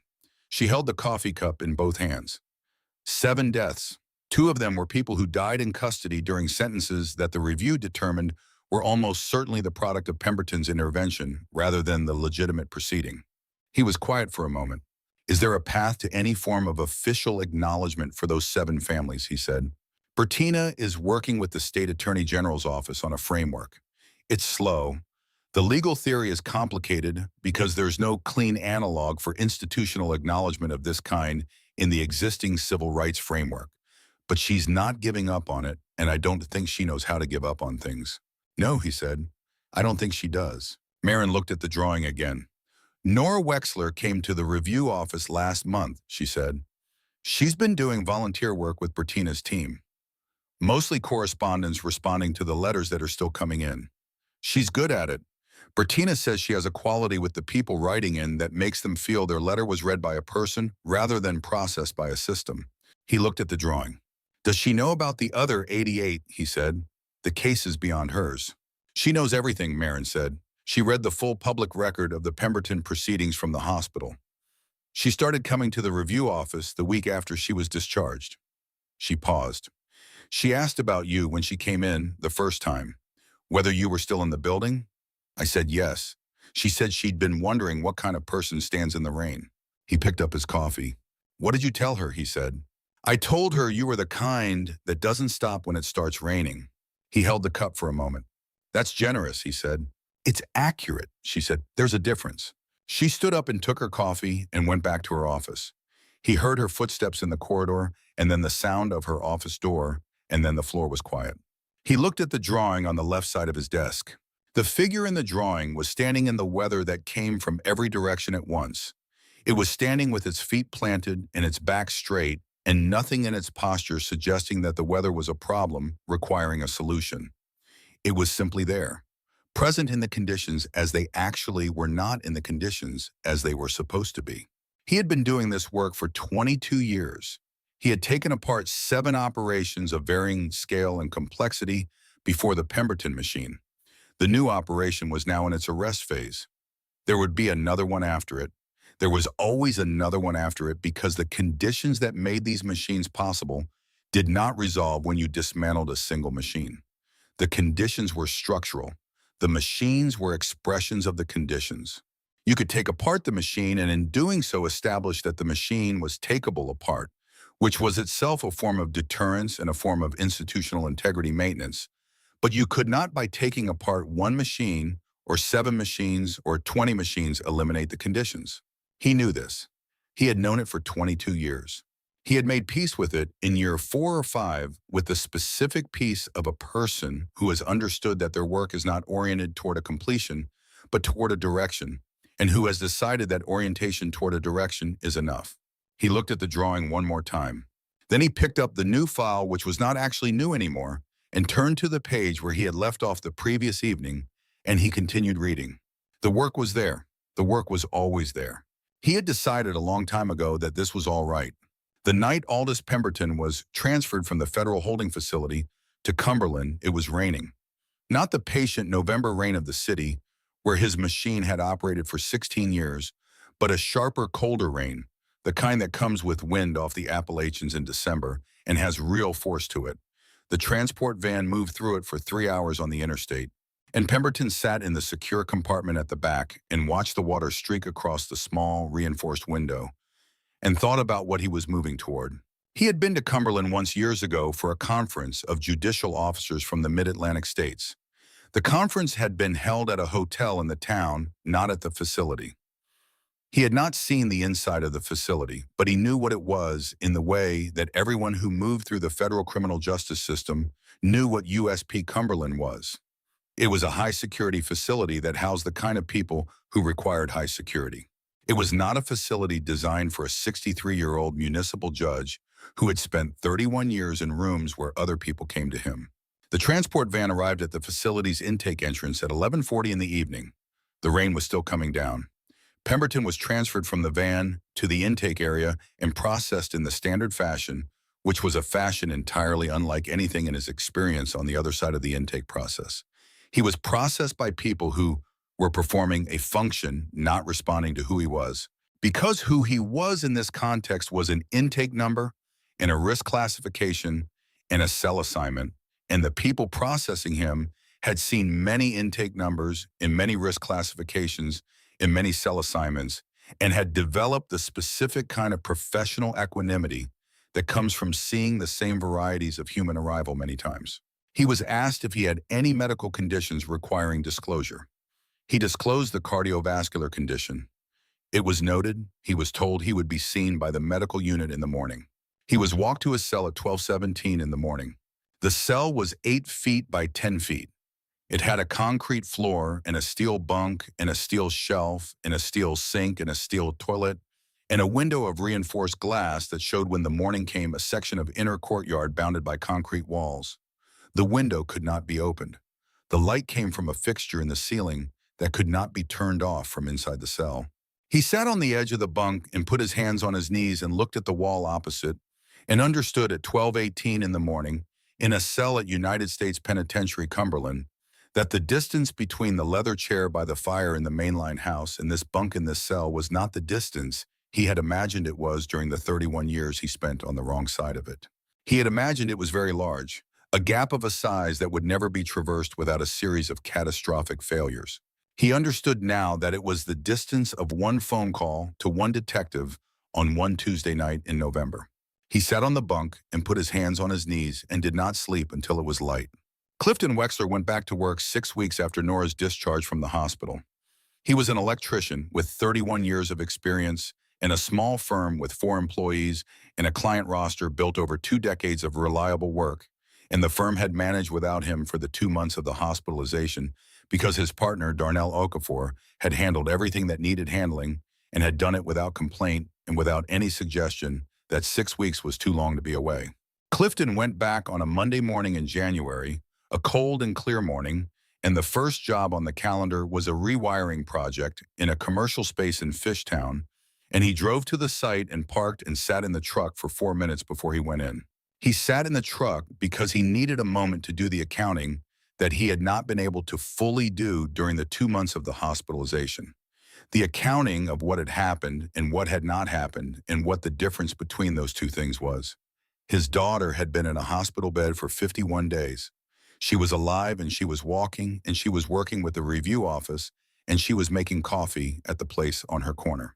She was not the thing she had been at risk of being in the first 48 hours, and the first 48 hours had been the kind that a parent does not describe to people who have not been through them because the description cannot reach the actual quality of that experience. She was alive. She was going to be all right in the long way, not just the immediate way. He sat in the truck and did that accounting, and then he got out and went to work.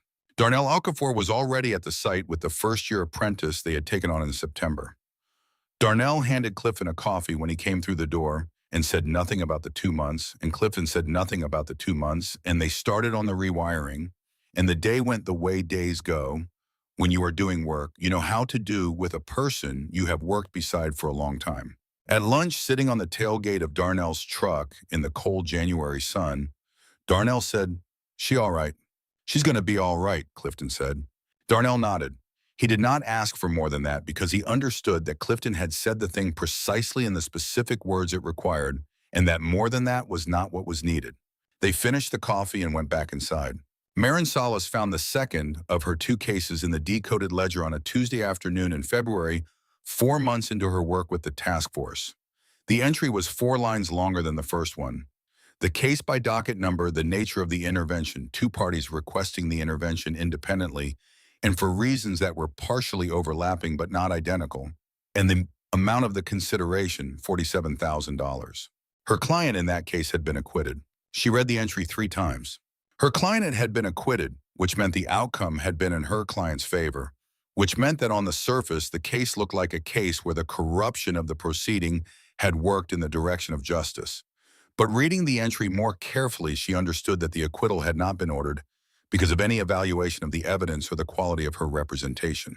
It had been ordered because 2 separate parties with interests in the outcome had each paid Pemberton to produce it, and between them they had paid enough. The acquittal was real, and her client had benefited from it. But the process by which it was produced was not the process it had been presented as, and her client had not known they were the beneficiary of a corrupt transaction rather than the subject of a genuine legal proceeding. She had argued the case believing she was in a legitimate proceeding. She had made arguments she believed were affecting the outcome based on their quality. She sat with the entry for a long time. She thought about whether she was obligated to tell her former client about the entry and what that disclosure would mean for a person who had been living for 3 years since the acquittal, with the understanding that they had been through the legal process and emerged from it legitimately. The acquittal was not going to be reversed. The case was closed. Her former client had not done anything wrong by benefiting from a corrupt process they were unaware of. She brought the question to Bertina Caulfield, who thought about it for 2 days and then called Marin back. I think you tell them, Bertina said. I think the alternative, which is allowing someone to continue holding a version of what happened to them that is not accurate, is a different kind of harm than the discomfort of knowing the truth. And I think the person whose case it was has a right to know what their case actually was, even if the outcome was in their favor, especially if the outcome was in their favor, Bertina said, because the fact that the outcome was in their favor is the thing that makes it hardest to see that the process was still wrong. The process was wrong whether the outcome was favorable or not. The person deserves to know that. Marin called her former client the following week. The conversation took 45 minutes. Her former client was a 52-year-old woman named Agnes Thorne, who worked in medical administration and who listened to what Marin had to tell her with the specific quality of attention of someone receiving information that they need to fully incorporate before they can know how to feel about it. When Marin finished, Agnes Thorne was quiet for a while. Then she said, "Does this mean the acquittal was real?" "The acquittal is real and it stands," Marin said. "Nothing about the legal status of your case has changed. But the reason for it was not what I thought." "No," Marin said, "it was not." Agnes Thorne was quiet again for a moment. Then she said, "I've spent 3 years thinking I got through that because I had a good lawyer and because the evidence wasn't there, that I went through the process and the process worked." "The outcome was the right outcome," Marin said. "The evidence wasn't there. That was real. I want to be clear about that." "But the process didn't work," Agnes Thorne said. "The process was broken. I just happened to be on the side where being in a broken process produced the right result." "Yes," Marin said, "that is accurate." Another silence. "All right," Agnes Thorne said. "Thank you for calling. I need some time to think about this." She ended the call. Marin sat at her desk for a while afterward and looked at the air shaft through her window and thought about the specific way that truth, when delivered completely and accurately, sometimes makes things harder rather than easier in the short term, and how the short-term hardness was not by itself a reason not to deliver it. She picked up her pen and made a note on the pad in front of her. She kept working. The review process that Bertina Caulfield and Marin Solisa were running continued through the spring and into the summer. It produced, in addition to the 89 documented cases, a series of institutional recommendations that Bertina drafted and submitted to the State Judicial Conduct Commission and to the Federal Oversight Board that had jurisdiction over the 3rd District's operations. The recommendations addressed the specific structural conditions that had allowed Pemberton's machine to operate for 16 years without detection. The response from the State Judicial Conduct Commission took 4 months and was in Bertina's assessment partial, but not meaningless. 3 of the 7 specific structural recommendations were adopted in modified form. 2 were referred to a committee for further study, which in Bertina's experience meant they would receive further study for a period of time and then be set aside. 2 were declined. She documented the response and the gaps in the response and added the documentation to the public record of the review process. Nora Wexler read the documentation of the Commission's response on an evening in September, sitting at the kitchen table of her apartment with a cup of tea that had gone cold while she was reading. She read it twice. Then she put the document down and looked at the window and thought about what it meant that 3 of 7 structural recommendations had been adopted in modified form, and 2 had been referred to further study, and 2 had been declined. It meant that 3 things were different than they had been. Not enough, but 3 things. She picked up her phone and called Bertina Caulfield. "I read the response," she said. "What do you think?" Bertina said. "I think 3 out of 7 is not enough," Nora said.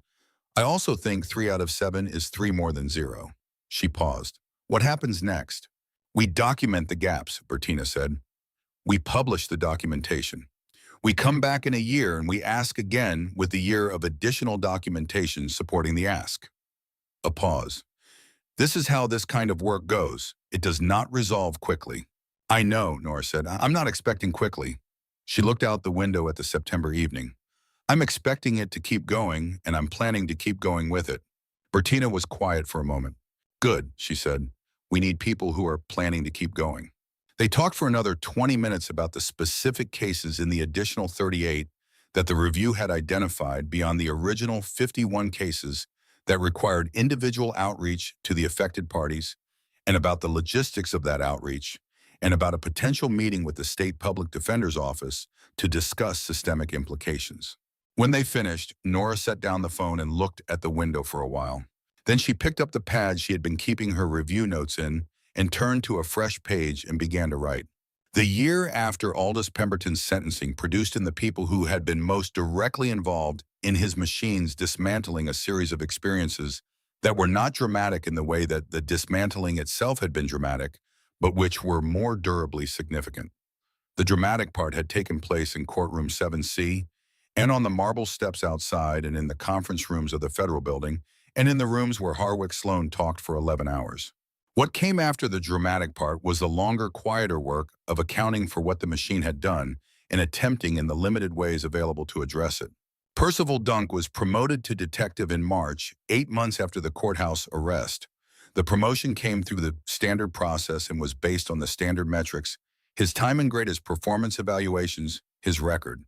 The voluntary statement and the commendation from the regional director were part of the record, but they were not the reason for the promotion, or at least not the stated reason. Dunk understood that in practice, the distinction between the stated reason and the actual set of reasons was not always perfectly clean, and he did not try to make it clean. He accepted the promotion and transferred to the Financial Crimes Unit, which was where he had wanted to be for 3 years, and where it turned out he had a particular aptitude for the kind of detailed document work that financial investigations required. He thought about Harwick Sloan occasionally.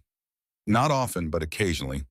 He thought about the hand on the back of his chair on the night of the Delaney booking, the casual weight of seniority deployed as a communication. He thought about what it had cost Sloan in the end to run that kind of operation for 11 years. Not the legal cost, which was innumerable. The other cost, the one that was harder to put a number on. The cost of spending 11 years doing work that required you to understand at some level exactly what you were doing to the people you were doing it to. He thought it must have been a large cost paid in installments, small enough to feel manageable until the total was not. He hoped he would recognize the installments if they ever started presenting themselves to him. He thought he would. He thought the 7 minutes he spent looking at the sealed record screen and the hand on the back of his chair had taught him something about what the early installments felt like, and that having felt them once made them more recognizable the next time. He thought that, but he was not certain of it, and the uncertainty kept him careful in a way that he thought was probably useful. Harwick Sloan served the first 18 months of his federal sentence at a facility in Virginia before being transferred as part of an administrative reorganization to a facility in Ohio. He had been in the general population at the Virginia facility without serious incident, which his attorney attributed to the level of cooperation he had provided to the federal investigation, which had become known within the facility's population in the way that everything becomes known within a facility's population. The cooperation had created a specific kind of social position for him, which was not a comfortable position, but was a position that did not carry the particular risks that the alternative position would have carried. He worked in the facility's maintenance department. He was good at it. He had the kind of practical mechanical knowledge that comes from 30 years of police work, where you learn to fix things because the things that need fixing are not always things you can call someone else to fix. He did not write letters to Aldous Pemberton. He had not expected to write letters to Aldous Pemberton, and when he examined the expectation, he found that what he had believed for 11 years was a relationship of mutual accommodation and shared interest had in fact been a relationship of an entirely different kind, visible in retrospect, in which the accommodation and the interest had been distributed quite unevenly. He wrote one letter to his wife Gloria in the 2nd month of his incarceration. She did not respond. He wrote a 2nd letter in the 4th month. She did not respond to that one either. In the 6th month, he received a piece of correspondence from an attorney's office in Philadelphia that was not a letter from Gloria, but was a letter about Gloria concerning the formal dissolution of their marriage and the division of assets under Pennsylvania law. He wrote a response to the attorney and then sat in the small area outside the maintenance building where inmates were permitted to take air in the afternoons and thought about the 23 years of his marriage and what he could identify sitting with it now as the point at which the trajectory of those years had been decisively shaped by the first of the small accommodations. He could identify the point. He had known at the time that it was a point. He had told himself the things people tell themselves at such points about the exceptionality of the circumstance, about the one-time nature of the departure from what he would otherwise have done. He had made the departure and then made it again and then again until the departure was the path. He sat with this understanding in the pale winter sun outside the maintenance building and did not try to make it into anything other than what it was.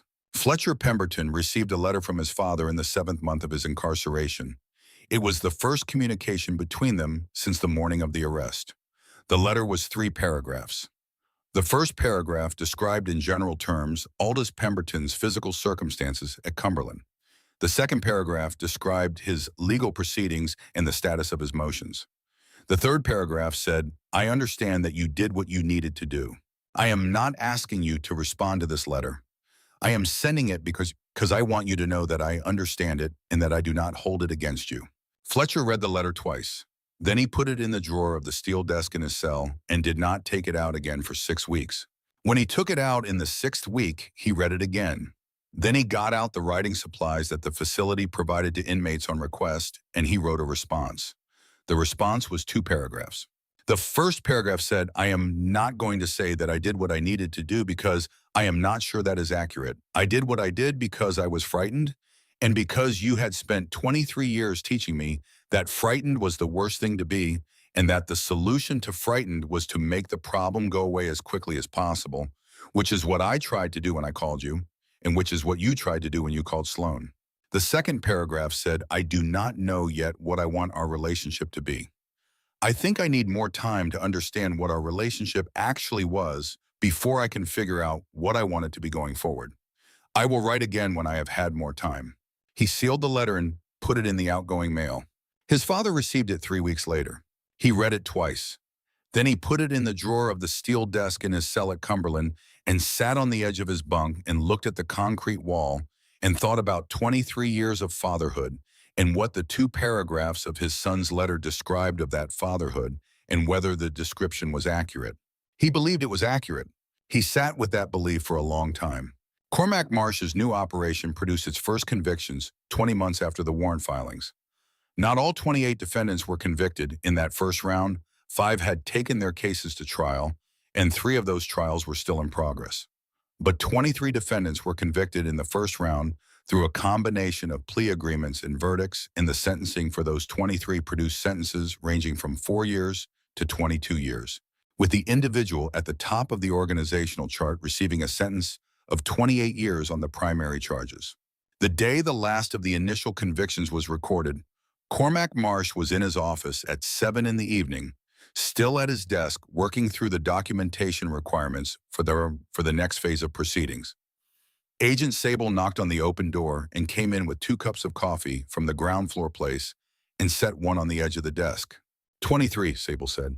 23 so far, Cormac said. The 3 remaining trials are going to run at least through the spring. Sable sat down in the chair across the desk. He looked at the drawing on the left side of the desk, which was now 20 months old, and had acquired the specific weathered quality of something that has been in the same place for a long time. "You know what I keep thinking about," he said. "What?" "The 45 minutes you were on the ground in the rain before Sloan got you in the cruiser. I was watching through the camera, and I kept thinking all I have to do is send one agent out of the van, and this is over in 30 seconds. And you said stand down." "We needed the inside," Cormac said. "I know why you said it. I'm saying I keep thinking about the 45 minutes and about what it took to make that call and hold it." He looked at the desk. "Most people would have said, 'Pull me out.'" Cormac picked up the coffee. "Most people aren't running a 2-year operation against a sitting judge," he said. "You calibrate the tolerance to the stakes." "Is that what it is?" He looked at the drawing for a moment. "It is also," he said, "that I knew the evidence was real. And when the evidence is real and you are certain of that, you can afford to be patient about the timing. It's the uncertainty that makes people pull out early." He set the coffee down. "We were not uncertain." Sable nodded. He sat with that for a moment. Then he picked up his coffee and stood up. "Spring it," he said. "The 3 remaining trials." "Spring," Cormac confirmed. Sable went back to his office. Cormac looked at the drawing on the left side of his desk, at the figure standing in the rain with its feet planted and its back straight, and nothing in its posture suggesting that the conditions it was standing in required a response other than continued presence. He had been doing this work for 22 years, and he was 51 years old, and he had in those 22 years taken apart 8 operations of varying scale and complexity, including the Pemberton machine and the new operation, and 6 others that people outside the specific world of federal anti-corruption work would not have heard of. The work did not get easier with experience. Experience made you better at certain parts of it and more aware of the difficulty of other parts. The awareness of the difficulty was not the same thing as the difficulty diminishing. The difficulty stayed approximately constant.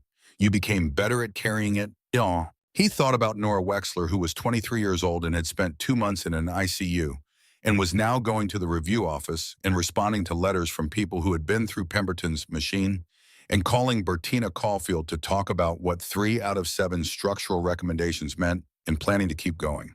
He thought about what it had taken to produce that. Not the operation, not the 21 months and the 72 hours in the holding cell and the preliminary hearing. The other thing, the thing that had started before the operation when whoever had been in that machine first decided to keep going despite the conditions, and when the machine's victims had decided to come forward rather than to absorb what had been done to them in silence. The work that he did was possible because people like that existed. He looked at the drawing one more time. Then he turned back to the documentation on his desk and kept working.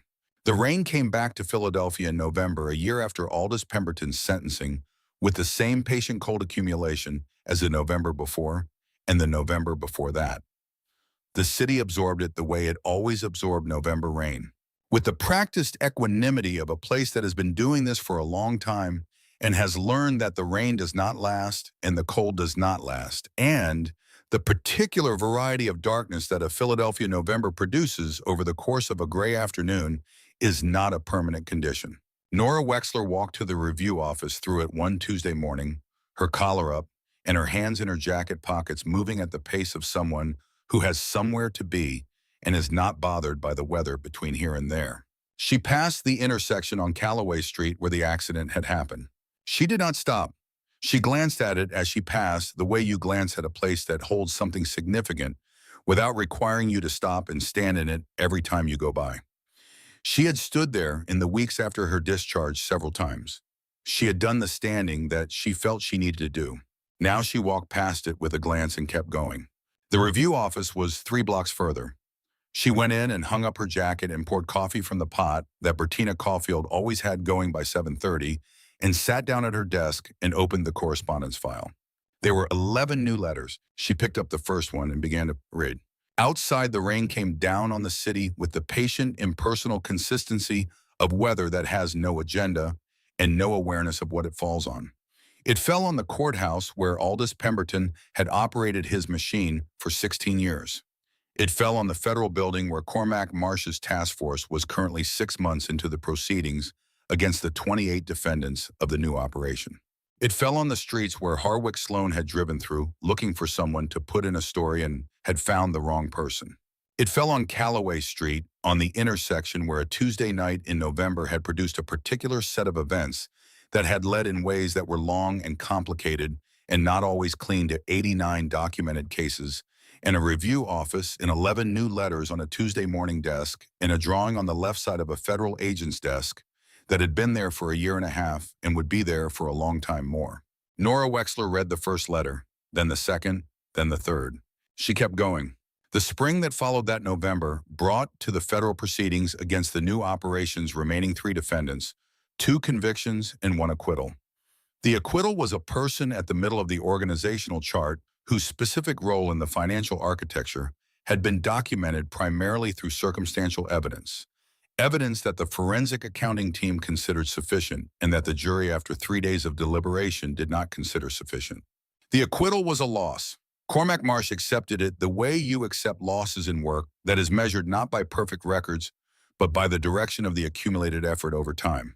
The 2 convictions were the individuals at the second and third levels of the organizational chart whose roles had been documented through a combination of wire intercepts, financial records, and the cooperation of 2 lower-level defendants who had accepted plea arrangements in the first round. They received sentences of 17 years and 11 years, respectively. The person at the top of the organizational chart, whose 28-year sentence was the longest of the 25 convictions the operation had ultimately produced, was 64 years old at sentencing. He had been in his position for 24 years, which was 8 years longer than Aldous Pemberton had operated his machine in Philadelphia. The scale had been larger. The penetration of municipal structures had been deeper. The financial architecture had been more sophisticated. The machine had operated for 24 years because no one inside or adjacent to it had looked at it with sustained, rigorous attention over sufficient time. This was not because the people inside or adjacent to it lacked the capacity to look. It was because the machine had been designed with considerable skill to make sustained, rigorous attention difficult to maintain and to make the results of that attention easy to discount when it produced results. Machines like this were always designed that way. Cormac Marsh's task force had spent 20 months developing the sustained, rigorous attention that the design was intended to prevent and had maintained it until the results were impossible to discount. That was the work. That had always been the work.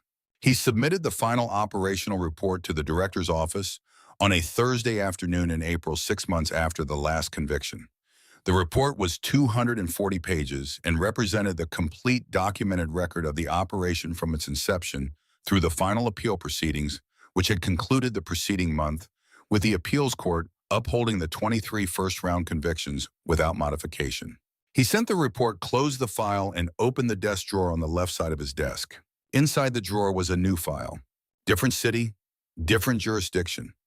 Preliminary materials only assembled by the analytical team at his request based on patterns identified during the financial forensics of the operation he had just closed. Possible early indicators of a similar machine in an earlier stage of development. Nothing yet that was evidence. Patterns that, if they held under closer examination, could become evidence. He took the file out of the drawer and set it on the right side of his desk. He looked at the drawing on the left side at Nora Wexler's figure standing in the rain, which was now 2 years old, and had the specific worn quality of something that has been in a particular place long enough to become part of that place. He looked at the new file. He opened it to the first page. He began to read with the patient, sustained, rigorous attention of a person who understood that the work was not measured by any single outcome and was not oriented toward a completion and required, above all things, the willingness to keep going in the direction of it, regardless of the conditions. Outside his window, the spring afternoon was clear and bright and entirely without rain, the kind of April afternoon that Philadelphia produces occasionally as a reminder that it is capable of such things. The city moved in the street below with the purposeful, directional energy of a place that always has somewhere to be. He read the first page of the new file, then the second. He kept going.